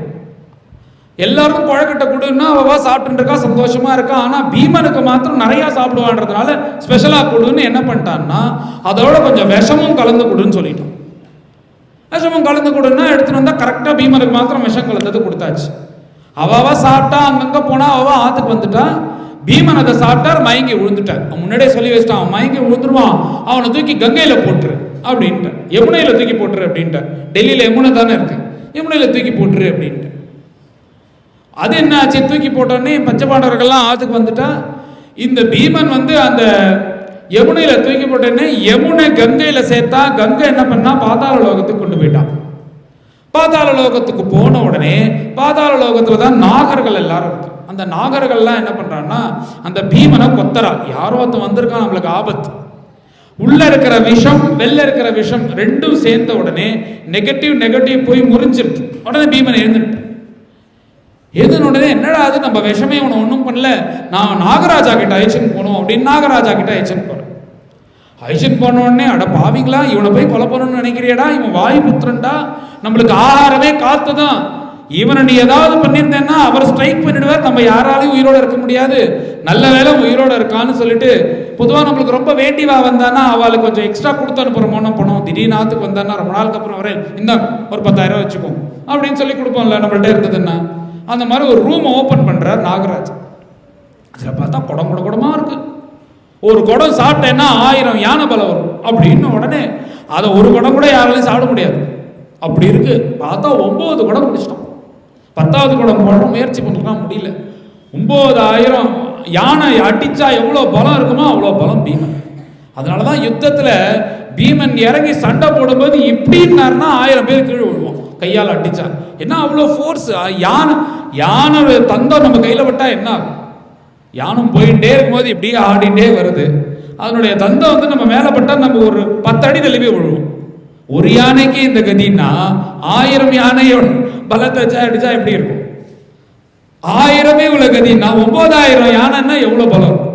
அப்படி ஒரு பலசாலியா ஆக்கி நேராக கொண்டு போய் இங்கே யமுனை கரையில் கொண்டு போய் விட்டுடுங்கன்னே அந்த நாகர்கள்லாம் கொண்டு விட்டுடுது. அப்போ நேரம் வந்தோடனே எங்கடா பீமனை காணும் பீமனை காணும்னு தேடுறார்கள். பீமான்னு நேராக துரியோதன்ட்ட போய் கேட்குறா குந்தி, பீமனை பார்த்தியான்னு. நான் எல்லாரும் வந்தா அவன் பையனை பார்க்கறதா எனக்கு வேலையா? அவன் எங்கேயா போயிருப்பான், போன்னு அனுப்பிச்சு விட்டுட்டான். பீமனை காணும் தேடும் போது பரலோகத்திலேயாவது சௌக்கியமா இருக்கட்டும்னு மேலே காரியம் பண்றதுக்காக வரும்போது பீமன் வரான். என்னடா ஆச்சு, எங்க போனேன்னா நான் நேரம் நாகலோகத்துக்கு போன, நடந்த கதையெல்லாம் நடந்தது.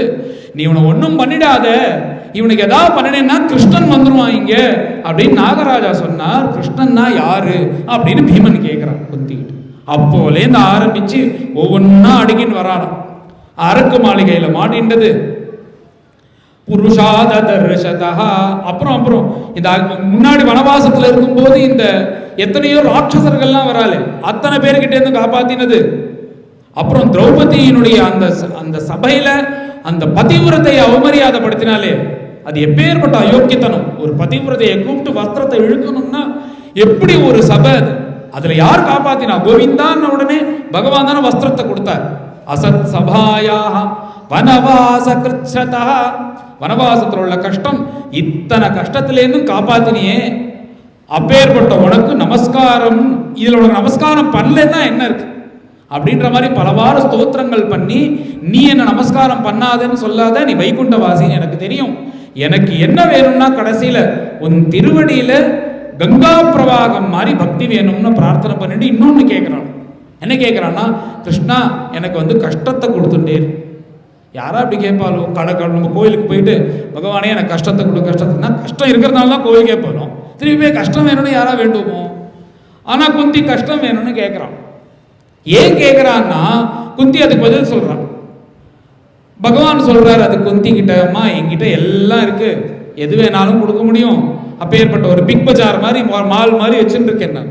ஆனால் ஒன்னே ஒன்று கிடையாது என்கிட்ட, எதுன்னா கஷ்டம் கிடையாது. அதை போய் நீ கேட்குறியே, நான் எப்படி கொடுக்கறது உனக்கு அப்படின்னு உடனே, சரி நீ ஏன் கஷ்டம் கேட்குற சொல்லு அப்படின்னு உடனே அது குந்தி பதில் சொல்றா. நான் வந்து எத்தனையோ வந்து உன்னை நினைச்சிருக்கேன், சௌக்கியமா நல்ல கார்ல போகும்போது நல்லா சாப்பிட்டுட்டு ஆரோக்கியமா இருக்கும்போது நேராக கோவிலுக்கு வருவேன், லெஃப்ட் ரைட் நடப்பேன், பகவானுக்கு ஒரு சலாம் அடிக்கிறது, அர்ச்சனை பண்ணுங்க அப்படின்னு காசு தூக்கி போடுறது, அப்புறம் தட்சிணை பண்ணுறது, வண்டி எடுத்து ஏறிடுவேன். இதே ஒரு கஷ்டம் வந்ததுன்னு வச்சுக்கோ, நேராக இறங்குவேன், அங்கே அடி பிரதட்சணை பண்ணிகிட்டே வந்து நீ தீபாராதனை பண்ணும்போது பொழையர்னு கன்னத்தில் போட்டுட்டு, பா பண்ண பாவம் அனுபவிக்கிறேன், என்னை எப்படியாவது காப்பாத்து அப்படின்னு மனம் உருகி பிரார்த்தனை பண்றோமோ. கஷ்டம் வரும்போது தானே நம்மளுடைய பகவான் கிட்ட இருக்கிற ரிலேஷன்ஷிப் நன்னா இருக்கு. சௌக்கியமா இருக்கும்போது ஏதோ ஃப்ரெண்டுக்கு ஹாய் சொல்ற மாதிரி சொல்லிட்டு போயிட்டு இருக்கோம். அதனால கஷ்டம் வரும்போது தான் என் மனது உங்ககிட்ட இன்னும் லைக்கிறது, கஷ்டம் வேணும் அப்படின்னு கேட்ட உடனே பகவான் நீ என்ன நினைச்சுட்டே இருக்கணும், அதுதானே அதே உனக்கு தந்தேன் அப்படின்னு அனுகிரகம் பண்ணினார். இப்பதான் நான் சொன்னேன், பகவான் துவாரகைக்கு போறதுக்காக கிளம்பினார்னு சொன்னேன். ஒன்றும் இப்ப துவாரகைக்கு போகாம அங்கேயே தங்கிட்டார், ஹஸ்தினாபுரத்திலே இருக்கார்.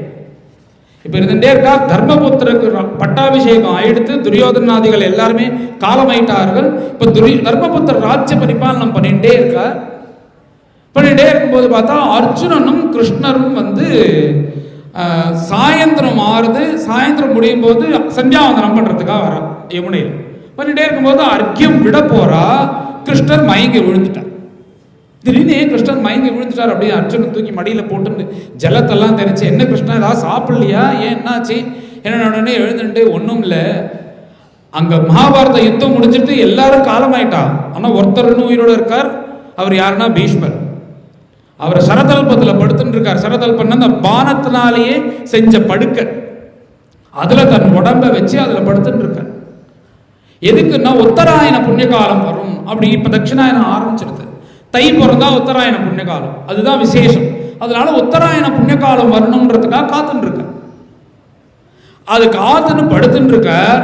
அவர் வந்து இப்படி பெருமூச்சு விட்டுண்டே என்ன கொஞ்சம் தியானம் பண்ணினார், நான் இங்க மயங்கி விழுந்துட்டேன் அப்படின்னு சொல்றார் கிருஷ்ணன். அப்படியான்னு சொல்லிட்டு நேராக அழைச்சின்னு வந்து இங்க தர்மபுத்திரர் கிட்ட வந்தா அவர் சிம்மாசனத்துல உட்காந்துட்டு வருத்தத்தோட இருக்கார். சிம்மாசனத்துல உட்காந்துட்டு இத்தனை வருஷமா காட்சியம் கிடைக்குமா கிடைக்குமா கிடைக்குமான்னு சண்டை போட்டுட்டு இப்படி ஒரு ராஜ்யம் கிடைச்சா அதை சந்தோஷமா அனுபவிக்கணும் ஒன்றும் அதை அனுபவிக்காம இவர் ஏன் இப்படி மூஞ்சி சுரிச்சுட்டு இப்படி உட்காந்துருக்கார் அப்படின்னு கிட்டக்க போய் கேட்டா, கிருஷ்ணா எனக்கு ரொம்ப பயமா இருக்கு. ஏன்னா இது இந்த சண்டை நடந்தது. இந்த சண்டையில பார்த்தா ரெண்டு பக்கமும் நிறைய பேர்கள் சண்டை போட்டிருக்கார்கள். மொத்தம் பார்த்தா ஒரு 22-23 லட்சம் பேர் சண்டை போட்டிருக்காங்க. இதுல இந்த பக்கம் 11 லட்சம் குருக்ஷேத்திர இவர்கிட்ட 7 லட்சம். இந்த ஒரு அக்ஷௌஹினின்னா இத்தனை கணக்கு, அந்த கணக்கு கரெக்டா சொன்னா ஒரு 20 லட்சம் கிட்ட வச்சுக்கோங்க. 20 லட்சம் பேர் சண்டை போட்ட அந்த பூமின்னா அது எப்பேற்பட்ட பூமியா இருக்கும் குருக்ஷேத்திரம். அதுல மொத்தம் 10 பேருக்குள்ளதான் உயிரோட இருக்கலாம், அத்தனை பேரும் காலமாயிட்டாங்க. உடனே இவர் என்ன பண்றாருன்னா, இது தர்மமா நடந்த யுத்தமா இருந்தாலும் 2 குடும்பத்துக்கு நடந்த யுத்தம். இப்ப துரியோதனன் ஒழுங்கா ராஜ்ய பரிபாலனம் பண்ணலன்னு எங்கேயுமே கிடையாது. அவன் தப்பு பண்ணது முழுக்க பஞ்சமாண்டவர்களுக்கு தான். அதனால 2 குடும்பத்தில் நடந்த சண்டைக்காக இத்தனை லட்சக்கணக்கான பேர் உயிரை விடுறது நல்லதில்லை. ஏன்னா ஒருத்தன் உயிரை விட்டான்னா சாதாரணமா ஒருத்தனை நம்ம அழ விட்டாலே அதுக்கு பதில் சொல்லி ஆகணும். ஒருத்தன் நம்ம குறிச்சு நாம சுடுசொற்களால சொல்லி ஒருத்தன் அழுதான்னா அதுக்கு நீ உன் ஜென்மால பதில் சொல்லணும். அப்படி இருக்கும்போது லட்சக்கணக்கான பேர் என் பொருட்டு செத்து போயிட்டா காலமாயிட்டார்கள் போது இதுக்கு நான் பதில் சொல்லிதானே ஆகணும். ஏன்னா எத்தனை பேர் கணவனை இழந்து கஷ்டப்படுறா, எத்தனை அம்மாக்கள் குழந்தை இல்லாம கஷ்டப்படுறா, எத்தனை குழந்தைகள் அப்பா இல்லாம கஷ்டப்படுறா. இந்த கஷ்டம் முழுக்க என் தலையில விழப்போறது, எனக்கு பயமா இருக்கு அப்படின்னு உடனே கிருஷ்ணர் சொல்றார், அப்பா இது தர்மமான யுத்தம் தான். ஏன்னா நான் இருக்கேனே, நான் இருக்கும் போதே நீ தெரிஞ்சுக்கோ, தர்மத்து பக்கத்துல தான் நான் இருப்பேன். இதுக்கும் மிஞ்சி உனக்கு ஒரு சந்தேகம் இருக்கும் பட்சத்தில் அதான் சொன்னேன், எல்லா பாவம் போயிடும்னா அஸ்வமேத யாகம் பண்ணா போயிடும்னு சொன்னேனே, அந்த அஸ்வமேத யாகம் பண்ணு அப்படின்னு உடனே சொல்றார் கிருஷ்ணர். உடனே அதுக்கு விரசன்னு சொல்றார் தர்மபுத்திரர், கிருஷ்ணா ஏற்கனவே இத்தனை பேரை சம்ஹாரம் பண்ணிட்டேன்னு நான் கவலைப்பட்டு இருக்கும் போது திருப்பி ஒரு அஸ்வமேதம் பண்ணி அதுல ஒரு பசுவை கொலை பண்ணி அதுக்கு நீ பண்ணு யாகம் பண்ணுன்றியே, இது ஒருத்தன் எனக்கு உடம்புல சேர் விழுந்துருது, இது எப்படியாவது சரி பண்ணிக்கணும்னா நல்ல ஒரு புதக்குழியா பார்த்து குழி சரியாயிடும்னு சொல்ற மாதிரி இருக்கு. இல்லை மேலே போயிட்டே இருக்கும்போது ஏதோ ஒரு படுபாவி குடிச்சுட்டே என்ன பண்ணிட்டான்னா அந்த கல்லை தூக்கி உடம்புல போட்டுட்டான். நான் என்ன பண்ணுறதுன்னா நேராக போ, அவன் கல் இருக்கிற கல்லு பானை எடுத்து நீ குளிச்சுட்டேன்னா சரியாயிடும் அப்படின்னு சொல்வது போல இருக்கு அப்படின்னு தர்மபுத்திர கிருஷ்ணர்கிட்ட சொன்ன உடனே, அப்பா தர்மம் அதர்மம்னு சொல்றதுக்கு நீ யார்? தஸ்மாத் சாஸ்திரம் பிரமாணந்தே காரியா காரிய வியவஸ்திதம். இது தர்மமா இது அதர்மமான்னு சொல்ல வேண்டியது சாஸ்திரம், அதை நம்பிதான் நீ பண்ணணும். ஏன்னா உனக்கு ஒரே மாதிரி மனசு இருக்கிறது இல்லை. கார்த்தால எழுதுண்டா பக்தி ஸ்ரத்தையா விபூதிட்டு உட்காந்துக்கிற, கோயிலுக்கு போற, எல்லாம் பண்ற. சாயந்தரம் ஆக ஆக ஆக ஆக இவரானுக்கும் மாறிட்டே இருக்கும். கார்த்தால ஒரு மாதிரி இருக்கும், மத்தியானம் ஒரு மாதிரி இருக்கும், ராத்திரி ஒரு மாதிரி இருக்கும், இன்னைக்கு ஒரு மாதிரி இருக்கும், நாளைக்கு ஒரு மாதிரி இருக்கும். இன்னைக்கு ஒரு பொதுவாக நேராக கோவிலுக்கு போய் அங்கே போயிட்டு நம்ம அர்ச்சனை பண்ணினா நல்லதுன்னு தோணும். திடீர்னு நாளைக்கு என்ன பண்ணா கோயிலுக்கு போய் அர்ச்சனை பண்ணி என்ன பண்றது, எல்லாம் என்ன அங்கே என்ன கல் இருக்கா இல்லையா, அந்த பகவான் இருக்காரா இல்லையா, நாம யாருக்கா போய் படத்தை அனாதாசிரமத்துக்கு போய் படத்தை கட்டுவோம்னு தோணும். இன்னும் 2 நாளுக்கு அப்புறம் என்ன தோணும்னா அனாதாசிரமத்துக்கு போய் படத்தை கட்டுறோம், இது அங்கே போறதானே தெரியல, இது எவெல்லாம் சாப்பிட்றான்னு தெரியல அப்படின்ற மாதிரி இந்த மனசனுடைய பரிமாணம் மாறிட்டே இருக்கிறதுனால மனசு பிரமாணம் கிடையாது, சாஸ்திரம் தான் பிரமாணம் அப்படின்னு பகவான் சொல்லிட்டு அந்த சாஸ்திரம் தர்மத்தை சொல்லக்கூடிய ஒருத்தர் தான் இருக்கார் உயிரோட. அவர் யாருன்னா பீஷ்மர். அவர் சரதல்பத்தில் படுத்துட்டு இருக்கார், வாங்க அவர்கிட்ட போலாம் அப்படின்னு பஞ்சபாண்டவர்கள் அழைச்சிட்டு கிளம்பி வர்றார். இங்க சரதல்பத்தில் இந்த பீஷ்மர் படுத்துட்டு இருக்கார். அந்த அம்பு படுக்கையில பஞ்சபாண்டவர்கள்லாம் என்ன பண்றாருன்னா ஓரமா நின்று பார்க்கறார். ஓரமா நின்று பார்த்தா இப்படி பீஷ்மர் படுத்துட்டே அவளை இப்படி பார்க்கிறார், கிட்டக்கவான்னு கூப்பிடுறார். ஏன்னா அந்த பீஷ்மரை சில நாட்கள் முன்னாடி யுத்தத்துல அடிச்சு போட்டதே அர்ஜுனன் தான். தாத்தாவை அடிச்சு போட்டுட்டு இப்ப என்ன நல்லவ மாதிரி நின்னா அவருக்கு மனசு உறுத்துருது. அதனால நின்ன உடனே அர்ஜுனனை கூப்பிட்டு மற்றவர்கள் எல்லாரையும் கூப்பிட்டு தடவி கொடுத்து, பீஷ்மர் யுத்தாத அந்நியத்திரமே வச்சா, யுத்தத்துல தான்ப்பா நீ சத்ரு, அதுக்கப்புறம் நீ என்னோட குழந்தைகள் தானே, என் கையை பிடிச்சிருந்தானே நீங்க அவையெல்லாம் வளர்ந்து, என்னுடைய பேரன் தானே நீங்க எல்லாரும் அப்படின்னு சொல்லிட்டு சமாதானம் படுத்தி உடனே ஆச்சரியப்படுறார். பா, உன் குடும்பத்துக்கு கஷ்டம் வந்ததே எப்படி வந்ததுன்னு எனக்கு ஆச்சரியமா இருக்கு. ஒரு குடும்பத்துக்கு ஏன் கஷ்டம் வரும் அப்படின்னா, தர்மம் இல்லைன்னா கஷ்டம் வரும். தர்மம் இல்லாம கஷ்டம் வரும்போது இந்த குடும்பத்தினுடைய தர்மம் அப்படி சிறந்ததா இருக்கிறதுனாலதான் அந்த தர்ம தேவதையே குந்தி மூலியமாக தர்மபுத்திரா பிறந்திருக்கார். சரி, தர்மம் மாத்திரம் இருந்தா போதுமா? சரீர பலம் வேணுமே. எவனா ஒருத்தன் வந்தான்னா, ஏதாவது கொள்ளையடிச்சுட்டு போறான்னா அவன் கூட சண்டை போடுறதுக்கு சரீர பலம் வேணும்ல. அது இல்லாம இருக்கும்னா 9000 யானைகையில கொலை பண்ணக்கூடிய பீமன் இருக்கான். சரி, வெறும் பலம் மாத்திரம் இருந்தா போதுமா? அஸ்திரங்கள்லாம் போட்டு யுத்தம் பண்றதுக்கு ஒருத்தன் வேணுமே. அந்த மாதிரி ஒருத்தன் இல்லாம இருந்தா கஷ்டம் வரும்னு நீ பார்த்தேன்னா, அங்க பார்த்தா அர்ஜுனன் இருக்கான். 2 கையினாலேயும் வில்லம்பு விடக்கூடிய அர்ஜுனன் இந்த உலகத்திலே மகாவீரன். சரி, இதெல்லாம் இருந்தாலும் கடவுளுடைய அருள் இல்லைன்னு வச்சுக்கோங்களேன், அந்த குடும்பத்துல எவ்வளோ பணம் காசு இருந்தாலும் தங்காது. இது மாதிரிலாம் நடக்கிறதுனா கோபம், கடவுளுக்கு ஏதோ கோபம் இருக்கு அப்படின்னு தெரிஞ்சுக்கணும். இப்படி இருக்குன்னும் போது அந்த மாதிரி ஏதாவது கடவுள் ஏதாவது கோபமா இருக்காரா அப்படின்னு பார்க்கும்போது, சாட்சாத் வைகுண்டவாசியா இருக்கக்கூடிய கிருஷ்ணனே இந்த குடும்பத்துல உட்கார்ந்துட்டு அவர்களுக்குள்ள எல்லா ஹிதத்தையும் பண்ணி கொடுத்துட்டு இருக்கார், நல்லதெல்லாம் பண்றார். ஏன்னா கிருஷ்ணாவதாரம் பிறந்து 12 வருஷம் தான் கோகுலம் பிருந்தாவனத்துல இருந்தார். அப்புறம் ஒரு 4-5 வருஷம் வச்சுக்கோங்க, இங்க துவாரகையிலையும் இந்த மதுரையிலையும் இருந்தது. 125 வருஷத்துல 75-80 வருஷம் அவருடைய வேலை என்னன்னா பஞ்சபாண்டவர்களை போய் காப்பாத்துறதுதான். இதுதான் தன் காரியமா வச்சுட்டு இருந்த. இத்தனை இருந்தும் உங்களுக்கு ஏன் கஷ்டம் வந்ததுன்னா, ஏதோ ஒரு கெட்ட காலம் கஷ்டம் வருது, அதனால கஷ்டம் வந்ததுன்னா கடவுளை நம்பிண்டே நாம காலத்தை தள்ளிலாம் பகவான் நம்மளை பார்த்துப்பாருன்னு இதுலேருந்து தெரியாது அப்படின்னு சொல்லிட்டு இத்தனை கஷ்டத்துக்கும் காரணம் காலம். ஆனா ஒண்ணு மறக்காதீங்கோ, இத்தனை கஷ்டத்திலையும் உங்க அம்மாவை யாருமே மறந்துடாதீங்க. ஏன்னா எவ்வளோ கஷ்டப்பட்டான்னு எங்களுக்கு தான் தெரியும். அப்படி அத்தனை கஷ்டத்திலையும் உங்க 5 பேரையும் நன்கு வளர்த்து இப்படி பேருக்கா, அதனால அம்மாவை விடாதீங்கன்னு சொல்லிட்டு இப்படி எல்லாம் பேசின உடனே அதுக்கப்புறம் என்ன சொல்றாருன்னா, பாரு இங்க ஒரு பகவான் நிக்கிறானே, இந்த 2 கை 2 காலாக ஒருத்தன் நிக்கிறானே கிருஷ்ணன், இவன் சாதாரணமானவன் கிடையாது. இவன் யாருன்னா வைகுண்டவாசின்னு தெரிஞ்சுக்க. சாட்சாத் வைகுண்டவாசி தான் கிருஷ்ணனா இங்க நிக்கிறார். அதனால இவனை நீ வைகுண்டவாசின்னு தெரிஞ்சுக்கோ அப்படின்ன உடனே மேல கிருஷ்ணருக்கு வெக்கம் வர ஆரம்பிச்சிருது. என்னை பத்தி விடுங்க சுவாமி, இவெல்லாம் எதுக்கு இங்க வந்திருக்கா அப்படின்னா தர்மம் கேட்கணும், உங்க வாயால தர்மம் கேட்கணும் அப்படின்னு சொல்லிட்டு வந்திருக்கு. அப்படின்னு வந்த உடனே பீஷ்மர் சொல்றார், என்ன கிருஷ்ணா விளையாடுற, நானே இன்னைக்கோ நாளைக்கோன்னு இந்த பானப்படுக்கையில படுத்துட்டு இருக்கேன், எங்கிட்ட போய் தர்மம் சொல்லு அது சொல்லுன்றியே, என்னால எப்படி சொல்ல முடியும், வேதனையா இருக்கு அப்படின்னு உடனே இல்ல உங்களால சொல்ல முடியும் அப்படின்னு சொன்ன உடனே அதுக்கு பீஷ்மர் சொல்றார், நான் சொல்றேன், ஆனா நீ என்ன பண்ணணும்னா என் உயிர் போகிற பரியந்தம் நீ என் கண் முன்னாடி இங்க வைகுண்டவாசியாக நிக்கணும், உன்னை பார்த்துட்டே நான் சொல்றேன் அப்படின்ன உடனே. ஏன்னா பகவான் அதுக்கு தான் வந்திருக்க. ஏன்னா தர்மபுத்திரருக்கு தர்மம் தெரியாதோ, அவரே தர்மஸ்வரூபி தான். அவருக்கு தர்மம் சொல்லி கொடுக்கும் வியாஜத்துல அப்படி ஒரு வாய்ப்புல என்ன பண்றாருன்னா, பீஷ்மருக்கு தன் உயிர் பிரியும் போது தான் தரிசனம் கொடுக்கணும்ன்ற அந்த வாய்ப்பை இப்படி ஏற்படுத்திக்கிறார். அப்படி நிக்கிறாரா, அப்படியே ஆகட்டும் அப்படின்னு பீஷ்மர் முன்னாடி நின்ன உடனே மேல பீஷ்மர் சொல்றார், தான தர்மானு, இன்னென்ன தானம் பண்ணினா இன்னென்ன பலன் கிடைக்கும், இன்னென்ன பாபத்தினால இன்னென்ன கஷ்டம் வருது, அந்தந்த பாபத்தை போக்கினோம்னா இந்தந்த தானத்தை பண்ணினோமே ஆனா அந்தந்த பாவம் போகும்னு தான தர்மத்தை சொன்னார். ராஜ தர்மானு, ஒரு ராஜா எப்படி ராஜ்ய பரிபாலனம் பண்ணணும் அப்படின்றத சொன்னார்.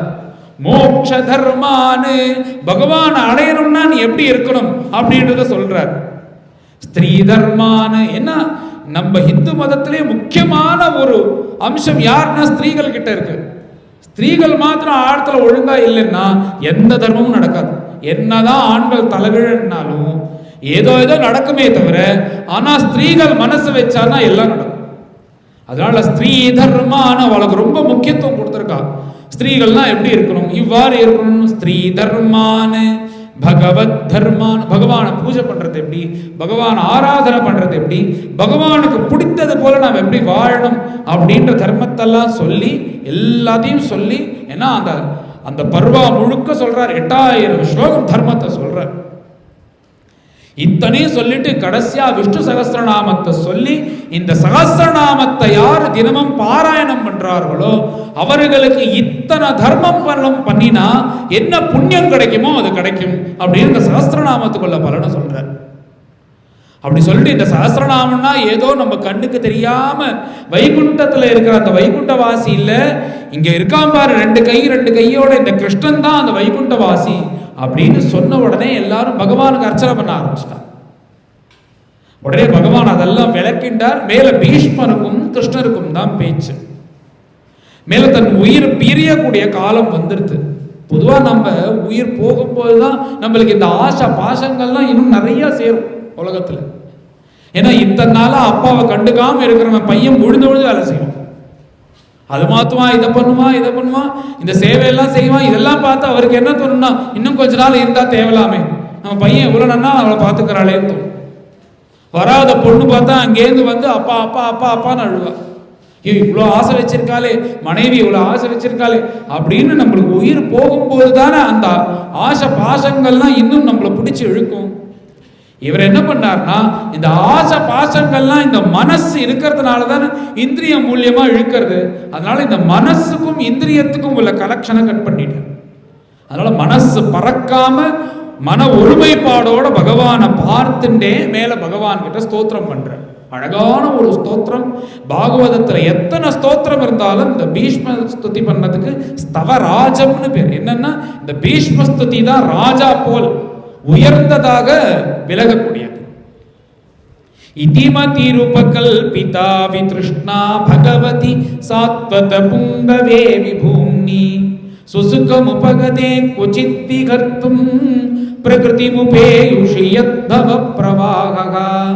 இதிமதி ரூபகல்பிதா வித்ருஷ்ணா என்னன்னா, இந்த பொதுவா பகவான் வரான்னா ரிக்தஹஸ்தேன நோபேயாத் ராஜானம் தெய்வதம் குரு அப்படின்னு சாஸ்திரம்.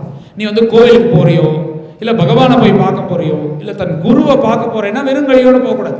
பூ பழம் ஏதாவது ஒன்று வாங்கிட்டு போகணும். ஏன்னா அவர் சமர்ப்பணம் பண்ணணுன்றதுக்காக வாங்கிட்டு போகணும்.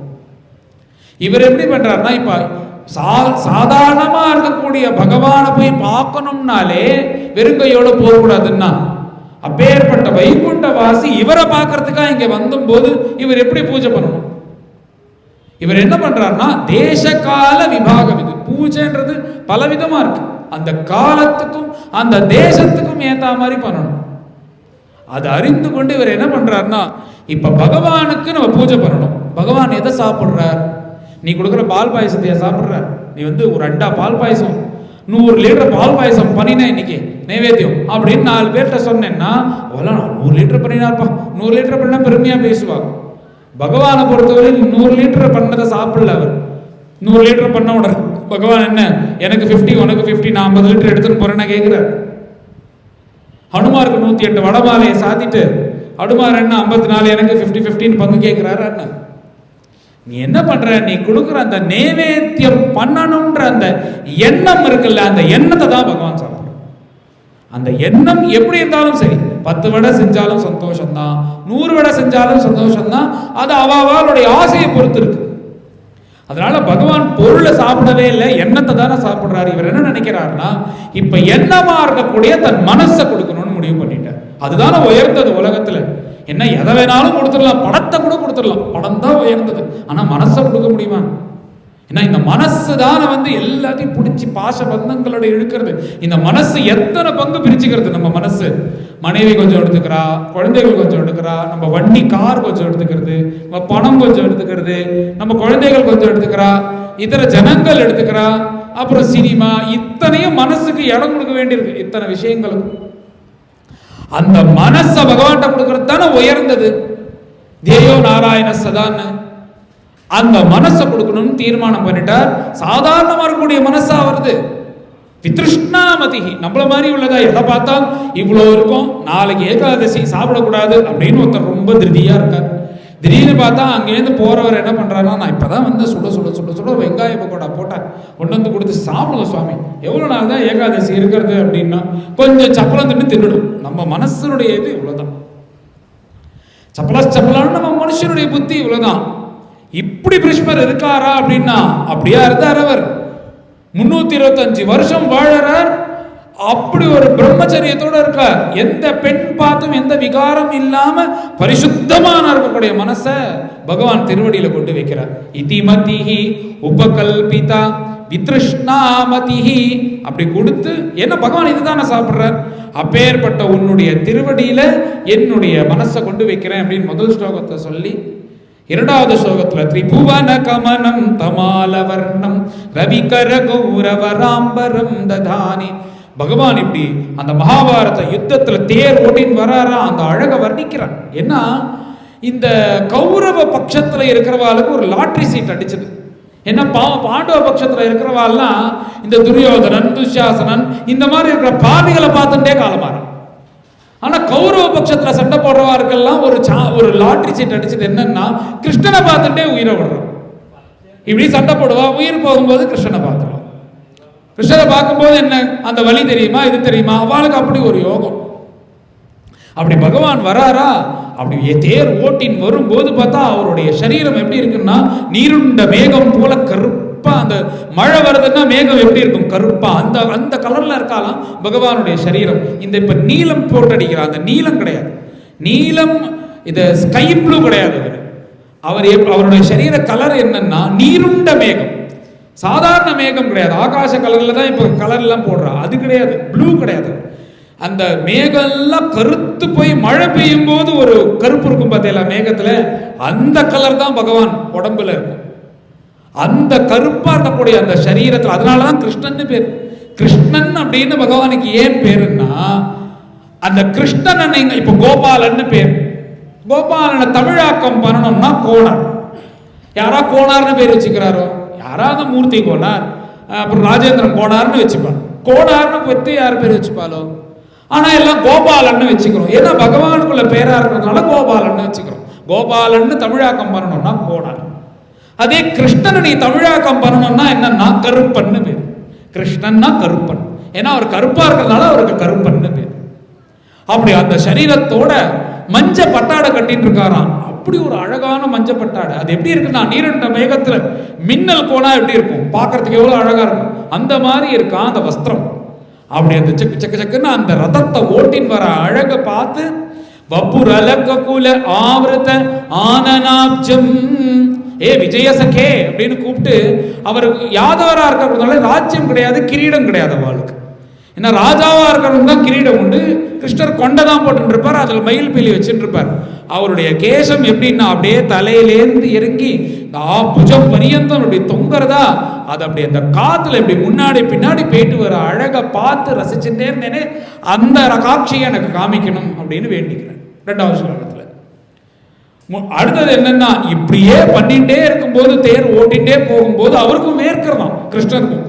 பொதுவாக ஒருத்தருக்கு வேர்த்ததுன்னா முதல்ல என்ன பண்ணுவான்ப்பா, போய் மூஞ்சல் மீட்டு வா, இல்லைன்னா ஒரு கர்ச்சீஃபை கொடுத்து இதை தொடச்சிக்கும், இப்படின்னு தானே சொல்லுவோம். இதான உலகத்தில் இருக்கிறது. வேர்வைன்றது அது அருவருப்பாக இருக்கக்கூடிய விஷயம், யாருக்கும் பிடிக்காது. சமைச்சுட்டே பரமாறிண்டே ஒருத்தர் வேர்வையோட பரமாறினானா சாப்பிடுவோம். அப்போ முதல்ல தொடச்சின்னா, அவருடைய குடியும் போது சாம்பாரோட சேர்ந்து 2 வேர்வை சொட்டு விழுந்துன்னா சாப்பிட முடியுமோ நம்மளால?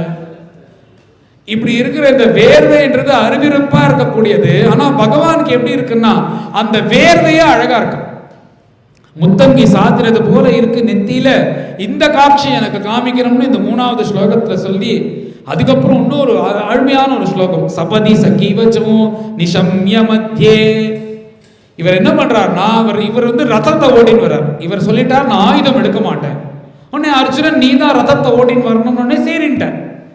இப்ப என்ன பண்றாருன்னா, டிரைவரை வேலை பார்க்கறாராம். பஞ்சபாண்டவர்கள் மேல இருக்கிற ஆசையினால ரதத்தை ஓட்டின்னு வராரா. ஓட்டின்னு வந்து என்ன பண்றாருன்னா, இந்த அர்ஜுனன் மகாவீரன், முக்கியமான வீரன், அவனை கொண்டு போய் ஒரு ஓரமா நிறுத்திட்டார். உடனே அர்ஜுனனுக்கும் கிருஷ்ணன் சம வயசா இருக்கிறதுனால சௌலபியம் ஜாஸ்தி 2 பேரும். உடனே அர்ஜுனன் சொல்றான், இதுக்குதான் என் சொந்தக்காரனை வேலைக்கு வச்சுக்க கூடாது, ஏதோ ஏதோ சும்மா ஒரு வீரனை போட்டு நிறுத்துற மாதிரி ஓரமா கொண்டு நிறுத்தியிருக்க. சேனையோர் உபயோர் மத்தியே ரதம் ஸ்தாபயா, ரெண்டு சைன்யத்துக்கு நடுவில் கொண்டு நிறுத்து. நான் ஒருத்தன் இல்லைன்னா இந்த பாண்டவ சைன்யமே கிடையாது அப்படின்னு உடனே பகவான் பாடம்னு ஒத்துக்கிறாரு. அப்படியே செய்யறேன் அப்படின்னு சொல்லிட்டு அதை எடுத்துட்டு இப்படி ஓட்டின்னு வராரு. ஏன்னா சாரதின்னு டிரைவர் வேலை பார்க்க ஆரம்பிச்சிட்டேன்னா அதுக்குள்ள தர்மத்தை கரெக்டா பார்க்கணும். அப்படி பண்ணும்போது என்ன பண்றாருன்னா, நேரா ரெண்டு சைன்யத்துக்கு நடுப்புற கொண்டு வந்து அந்த ரதத்தை வச்சுட்டு, எழுத்தாப்புல இருக்கிறவன் தெரிஞ்சாலும் தெரியலன்னாலும் இன்ட்ரடக்ஷன் கொடுக்கணுமா ஒரு சாரதி. எழுத்தாப்புல இருக்கிறவன் யாரு, அவனுடைய சக்தி என்ன, அவன் யார் ராஜான்னு. எழுத்தாப்புல இருக்கிறது யாரு, பீஷ்மன், கர்ணன், எல்லாரும் துரோணர் எல்லாம் தெரியாத முஞ்சியான்னு அர்ஜுனனுக்கு திரும்ப இன்ட்ரடக்ஷன் வேணா கொடுக்கணுமா. ஆனா அந்த சாரத்திய தர்மம் பண்றாராம். கிருஷ்ணர் எழுந்துட்டு ஐயம் பீஷ்மா, ஐயம் துரோணா, ஐயம் கர்ணா, இவர் இந்த ராஜ்யத்துக்கு ஏற்பட்டவர், இவர் இப்படி இருக்கக்கூடியவர் இன்ட்ரடக்ஷன் கொடுக்குறாராம். இது பார்த்தா உலகத்துல இவர் ஏதோ சொல்ற மாதிரி இருக்கு. ஏன்னா அர்ஜுனனுக்கு ஏதோ சும்மா அந்த சாரத்திய தர்மம் பண்ணுவது போல இருக்கு. ஆனா அவர் அது பண்ணல, உள்ளுக்குள்ள ஒண்ணு பண்றாரா. என்னன்னா, மேல அர்ஜுனனோ நம்ம பக்தன், அர்ஜுனனை விட பல மடங்கு வீரியசாலிகள் எல்லாரும் நின்று இருக்கா. அவளுடைய அம்பு என்னுடைய பக்தனா இருக்கக்கூடிய அர்ஜுனனை தாக்கி எடுத்துன்னா உடம்ப தாங்காதே அப்படின்னு நினைச்சு அயம் பீஷ்மஹா அப்படின்னும் போது என்ன பண்றாருன்னா அவருடைய சக்தி எல்லாம் உரிச்சிட்டார். அயம் துரோணஹான்னு சொல்லும் போது அவருடைய சக்தி எல்லாம் உரிச்சிட்டார். அயம் கர்ணஹா அப்படின்னு சொல்லும் போது அவருடைய சக்தி எல்லாம் உரிச்சிட்டு இந்த அந்த விவசாய பூமியில பட்சியெல்லாம் வராம இருக்கிறதுக்கு ஒரு பொம்மை நிக்க வச்சிருப்பா பாருங்க, அந்த மாதிரி நிக்க வச்சுட்டாரா எழுத்தாப்புல. இப்ப அவ சண்டை போட்டாலும் கூட அவளுடைய சக்தி இவ்வளவுதான். அப்படி நீ பண்ணியே பக்தவத்சலனா இருக்கக்கூடிய நீ, அது எனக்கு தானே தெரியும் நீ என்ன பண்ணினேன்னு, அப்பேற்பட்ட பக்தவத்சலன் நீன்னு இந்த ஸ்லோகத்துல சொல்ற. ஸ்திதவதி பர சைனிக ஆயுகு அக்ஷணாகிருத்தவதி, தன் கல்லுனாலேயே தன் கண்ணுனாலேயே பிருன்னு உரிச்சிட்டாராம் அவளுடைய உயிரையும் பராக்கிரமத்தையும். அதனாலதான் கிருஷ்ணர் என்ன சொல்றாருன்னா, அர்ஜுனன் சண்டை போட மாட்டேன் அப்படின்னு கையை கூப்பி நிற்கும் போது நான் எப்படி கிருஷ்ணா சண்டை போடுறது, எழுத்தாப்புல எங்களுடைய தாத்தா நிக்கிறார், இந்த பக்கம் பார்த்தா என் குருநாதர் நிக்கிறார், எல்லாரும் சொந்த பந்தங்கள் சேர்ந்துவா பங்காளி தாயதனை எப்படி சண்டை போடுறதுன்னு கவலை பட்டு அர்ஜுனன் சொல்லும் போது கிருஷ்ணருக்கு கவலை வந்துருது. என்னாடே உன்னை நம்பி அவ எல்லாரும் இருக்கிற உயிரையும் உரிச்சிட்டேன்டா நானு, இப்ப நீ சண்டை போட மாட்டேன்னா நான் என்ன பண்றது. அதனாலதான் கீதோபதேசம் பண்ணி சண்டை போட வைக்கிறார். அந்த கவலை அவருக்கு வந்துருது. ஸ்வஜனவதாத் விமுகஸ்ய தோஷ புத்தியா, இப்படி சண்டை போடணுமா வேண்டாமான்னு நிற்கும் போது நீ சண்டை போடுறதான் தர்மம், சண்டை போடணும்னு கீதோபதேசம் பண்ணியே பிரபு, அந்த காட்சியை எனக்கு காமிக்கணும்னு வேண்டிக்கிறார். அடுத்தது முக்கியமான ஒரு ஸ்லோகம், ஸ்வநிகமம் அபஹாய மத்பிரதிஜ்ஞா ரிதமதிகர்த்தும் அவப்ளுதோ ரதஸ்தஹ திருதரதசரணோப்யயாச்சலக்குஹு ஹரிரிவகந்துமிபம் கதோத்தரீயஹ. இந்த ஸ்லோகத்தில் என்ன சொல்றாருன்னா, மகாபாரத யுத்தம் அபாரமா நடந்துட்டு இருக்கு. 9 நாள் யுத்தம் ஆயிடுது. இதுல 10 நாள் பீஷ்மர் யுத்தம் பண்றார், அடுத்த 5 நாள் துரோணர் யுத்தம் பண்றார், அடுத்த 2 நாள் கர்ணன் யுத்தம் பண்றான், பாதி நாள் சல்யன், பாதி நாள் தலைவனே இல்லாம யுத்தம் நடக்கிறது, அப்புறம் பாண்டவர்கள் ஜெயிச்சார். இப்படிதான் மகாபாரத யுத்தம் 18 நாள் நடக்கிறது. அதுல முதல் 10 நாளுக்கு யாரு சேனாதிபதினா பீஷ்மர் தான் சேனாதிபதி. அவர் சொல்றதுதான் அந்த வியூகம், சக்கர வியூகம், அந்த வியூகம் எல்லாம் நடக்கும். இப்படி நடந்துட்டே இருக்கும்போது 9 நாள் யுத்தம் ஆயிடுத்து. ராத்திரி வேற சண்டை போட மாட்டான், அஸ்தமனம் ஆயிடுத்துன்னா சண்டை போடக்கூடாது, அதான் யுத்த தர்மம். ராத்திரி ஆன உடனே அவ கூடாரத்துக்கு போன உடனே துரியோதனன் இங்கேருந்து கிளம்பி பீஷ்மர்கிட்ட வரான். பீஷ்மர்கிட்ட வந்துட்டு என்ன கேட்கிறான்னா, சுவாமி தாத்தா நீ கபடமா யுத்தம் பண்றீ, நீ நேர்மையா யுத்தம் பண்ணல அப்படின்னா. ஏன்டா எப்படி சொல்ற, நீ தப்பு பண்றவன் அதர்மிஷ்டன்னு தெரிஞ்சுட்டே நான் உன் பக்கம் யுத்தம் பண்றேன், என்ன போய் நீ இப்படி சொல்றியடா அப்படின்னு கேட்ட உடனே அதுக்கு துரியோதனன் சொல்றான், 9 நாளா யுத்தம் பண்றீரு, பஞ்சபாண்டவர்களை யாராவது ஒத்தனையாவது நீ கொலை பண்ணினியா அப்படின்னு கேட்ட உடனே அதுக்கு பீஷ்மர் சொல்றாரா, நான் தான் அப்பயே சொல்லிட்டேனே பஞ்சபாண்டவர்களை யாரும் நான் கொலை பண்ண மாட்டேன்னு பிரதிஜை வச்சுட்டேனே, அதை விட அதை அப்படி நீ பண்ணலையானாலும் அந்த பக்கம் பிரதானமா முக்கியமா இருக்கக்கூடிய எவனுமே நீ கொலை பண்ணலையே அப்படின்னு பலவாறு கேட்ட உடனே அதுக்கு பீஷ்மர் சொல்றார், நீ அவனை கொலை பண்ணியான்னு நீ கேட்கிறியே, 9 நாளா 5 பேருக்கிட்டேன்னு உன்னை காப்பாத்தின்னு இருக்கேனே, அது உனக்கு தெரிஞ்சுதோ? ஏன்னா எல்லாரும் விட்டு அவனை பிண்டும் பிடிச்சிடுவான், அப்படி உன்னை காப்பாத்தி வச்சிருக்கேன், அது உனக்கு தெரியல. இப்ப கோபம் என்னன்னா, கடவுள் பகவான் கண்ணன் கிட்ட கோபம் வந்துடுது. இப்ப கோபத்தை இவன்கிட்ட காமிக்காம, இன்னும் மகாத்மாக்கள்லாம் அப்படிதான், கோபத்தையும் பகவான்கிட்ட தான் காமிப்பா, ஆசையும் பகவான்கிட்ட தான் காமிப்பா, எல்லாம் பகவத் அர்ப்பணமும். பீஷ்மர் சாதுவா இருக்கிறதுனால கோபத்தை கண்ணன் கிட்ட காமிச்சிட்டார். என்ன கோபத்தை காமிக்கிறார்னா, அவர் சொல்லிட்டாரோன்னு, கிருஷ்ணர் நான் ஆயுதம் எடுக்கிறது இல்லை அப்படின்னு யுத்தத்துல அவர் பிரதிஜை வச்சா பண்ண மாட்டார். அப்பேற்பட்ட அந்த கண்ணனை 10வது நாள் யுத்தத்துல ஆயுதத்தை எடுக்க வைக்கிறேன் அப்படின்னு சொல்லி இவர் பிரதிஜை பண்றார். மறுநாள் காத்தால பார்த்தா அப்படி ஒரு யுத்தம், அபாரமான யுத்தம் குருக்ஷேத்திரத்தில் நடக்கிறது. ஒருத்த பாதிக்கப்பட்டு ஒருத்த யுத்தம் பண்ணானா அவனுக்கு தெரியும்ல எப்படி இருக்கும்னு. சாதாரணமாவே அவர் 325 வயசானாலும் பீஷ்மருக்கு அவருடைய பிரம்மச்சரியம் அவரை பார்த்தா ஏதோ ஒரு யுவா நின்று சண்டை போடுற மாதிரி இருக்கு, ஒரு வயசானவர் சண்டை போடுற மாதிரி இல்லை, அப்படிதான் இருக்கு. ஆனா இன்னைக்கு இன்னும் வீரமா சண்டை போடும்போது அர்ஜுனனால தாங்கவே முடியல. அர்ஜுனன் பீஷ்மரை பார்க்கும்போது அர்ஜுனன் எவ்வளவோ ரொம்ப சின்னவன் தான், ஆனா அவருடைய அந்த சண்டை போடுற அந்த அஸ்திரம் விடுறது, அவருடைய பராக்கிரமத்தை பார்த்து வியந்து போறான். என்ன ஆச்சுன்னா, கொஞ்ச நேரம் அப்புறம் பார்த்தா அர்ஜுனனால வில்லு அம்பு எடுத்து பிரயோகமே பண்ண முடியும்.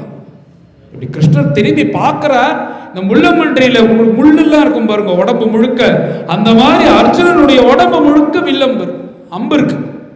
அவனால அஸ்திரத்தையும் எடுக்க முடியல, பானத்தையும் எடுக்க முடியல, அதுல அம்பையும் வைக்க முடியல, போட முடியல. இப்படி இப்படி சில மாதிரி நின்று இருக்கான். இப்படி தன்னுடைய பக்தன் இருக்கான் அப்படின்னு உடனே பகவானுக்கு கோபம் வந்துடுது கண்ணுல. இப்படி இருக்கிற இந்த அர்ஜுனனை பார்த்து மேல என்ன பண்றாருன்னா, கிருஷ்ணர் என்ன பண்ண போறாருன்னு ஆச்சரியம் தாங்கல, யுத்தமே நின்றுடுது அந்த இடத்துல. உடனே பகவான் என்ன பண்றாருன்னா, நேரா அந்த ரதத்திலேருந்து இறங்கி அவர் என்ன பண்றாருன்னா, கீழே இருக்கிற அந்த ஒரு சக்கரம் இருக்கு, அந்த சக்கரத்தை தன் கையில எடுத்துட்டு சுதர்சன சக்கரம் மாதிரி எடுத்துட்டு பீஷ்மரை கொலை பண்றதுக்காக இப்படி பீஷ்மரை நோக்கி போறார். ஏன்னா கிருஷ்ணர் ஆயுதமே எடுக்க மாட்டார்னு பிரதிஜை பண்ணிட்டார், ஆனா ஆயுதத்தை எடுத்துட்டார். உடனே எல்லாரும் யுத்தத்தை நிறுத்திட்டு ஹதோ பீஷ்மஹா ஹதோ பீஷ்மஹா, பீஷ்மர் சாக போறார், பீஷ்மர் சாக போறார். அவருக்கு சொச்சந்த மிருத்யுன்னு அப்பா சொல்லியிருக்கார், ஆனா பகவான் கொலை பண்ணிடுவார் பலர்க்கே அப்படின்னு சொல்லிட்டு இப்படி எல்லாரும் சொன்ன உடனே பீஷ்மர் எல்லாரையும் நிறுத்த சொல்லிட்டு, பீஷ்மர் சாக போறார்னு சொல்லாத, பகவான் கையால வதம் அடைஞ்சு வைகுண்டம் வரான்னு சொல்லுங்க எல்லாரும் அப்படின்னு சொன்ன உடனே ஏகேகி புண்டரீகாட்சா ஏகேகி மதுசூதனா வர்ணவர்ணம் கிருஷ்ணா வர்ணவர்ணம் கிருஷ்ணான்னு சாகதம் சொல்றாராம். இப்படி அவர் என்ன பண்றாருன்னா, இப்படி வந்துட்டே இருக்கும்போது அவர் மேல உத்தரியம் போட்டு இருக்காராம், அது கீழே விழுறது. கதோத்தரியா, அந்த உத்தரியத்தையும் தாண்டிட்டு போறாரு. பொதுவாக அந்த பழைய காலத்துல கிராமத்துல எல்லாம் சொல்லுவா என்னன்னா, இப்படி அந்த உத்திரியத்தை எடுத்துட்டு மேல் துண்டு எடுத்துட்டு இப்படி 4 தடவை சுத்திட்டு கீழே போட்டு, நீ சொல்றது உண்மையா இருந்தானா இதை தாண்டி சொல்லு பார்ப்போம் அப்படின்னு ஒரு சம்பிரதாயம். அப்படின்னா கோரமான இதை தாண்டி நீ போய் சொல்லவே கூடாது அப்படின்னு அர்த்தம். இங்க பகவான் என்ன பண்றாருன்னா, இவரும் ஒரு பிரதிஜை பண்றாராம், உண்மையை சொல்றாராம். என்ன சொல்றாருன்னா, நானும் ஒரு பிரதிஜை வச்சேன், என் பக்தனும் ஒரு பிரதிஜை வச்சான். நான் என்ன பிரதிஜை வச்சேன், ஆயுதம் எடுக்கிறது இல்லைன்னு. என் பக்தன் என்ன பண்ணினா, ஆயுதம் எடுக்க வைப்பேன். என்ன சொல்றாருன்னா, ஒரு கால் அந்த சூழ்நிலையினால என் பிரதிஜையை மீறுவேனே தவிர என் பக்த வச்ச பிரதிஜையை ஒரு காலம் மீற மாட்டேன், இது சத்தியம் அப்படின்றதுக்காக அந்த உத்திரியத்தை போட்டு தாண்டார். அப்படி தாண்டி வர்றார், நேரா பீஷ்மர் கிட்ட வந்துட்டே இருக்கார். பீஷ்மரும் ஆவலா எதிர்பார்த்துட்டு இருக்கும் போது பார்த்தா திடீர்னு யாரோ காலை பிடிச்சி இழுக்கிறார். ஆனா அது சம்பந்தமே இல்லாம யாரோ நம்ம காலை பிடிச்சி இழுக்கிறாளே, பின்னாடி பார்த்தா அர்ஜுனன். அவன் அப்படியே வில்ல அம்ப எல்லாத்தையும் கீழே போட்டுட்டு நேரா உடம்பு முழுக்க ரத்தத்தோட பிடிக்கிறான். உடனே விடு அர்ஜுனா, இன்னைக்கு பீஷ்மரை வைக்கிறேன் அப்படின்ற மாதிரி கிருஷ்ணர் முன்னாடி வருண்டே இருக்கும்போது நேரா அர்ஜுனன் தடுத்து நிறுத்தி, கிருஷ்ணா நீ முன்னாடி ஒரு அடி முன்னாடி எடுத்து வச்சேன்னா தெரிஞ்சு. ஏண்டா என்ன ஆச்சுன்னா, எனக்கும் எங்க தாத்தாக்கும் உள்ள சண்டை, நீ தலையிடாத அப்படின்றானா அர்ஜுனன். உடனே கிருஷ்ணன் சமாதானம் ஆயிட்டார், வந்துட்டா மேல யுத்தம் நடக்கிறது. அந்த பிரகடல வர முன்னே பீஷ்மர் யுத்தத்தை நிறுத்துறார், அர்ஜுனன் அடிக்கிறான், பீஷ்மரும் பீஷ்மருடைய யுத்தம் முடிஞ்சிருது. இதுதான் நடந்த கதை. ஆனா என்ன ஆச்சரியம்னா, அன்னைக்கு நீ ஆயுதம் எடுத்துன்னு வந்தது அர்ஜுனனை காப்பாத்துறதுக்குன்னு எல்லாரும் நினைக்கிறா.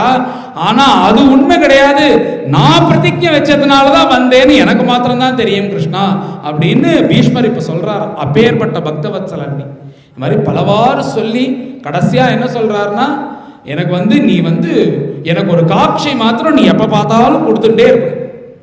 எந்த காட்சின்னா, அப்படி தர்மபுத்திரர் இந்த இந்திரபிரஸ்தத்தில் சந்தோஷமா ராஜ்ய பரிபாலனம் பண்ணிட்டு இருக்கும்போது ராஜசூய யாகத்தை பண்ற.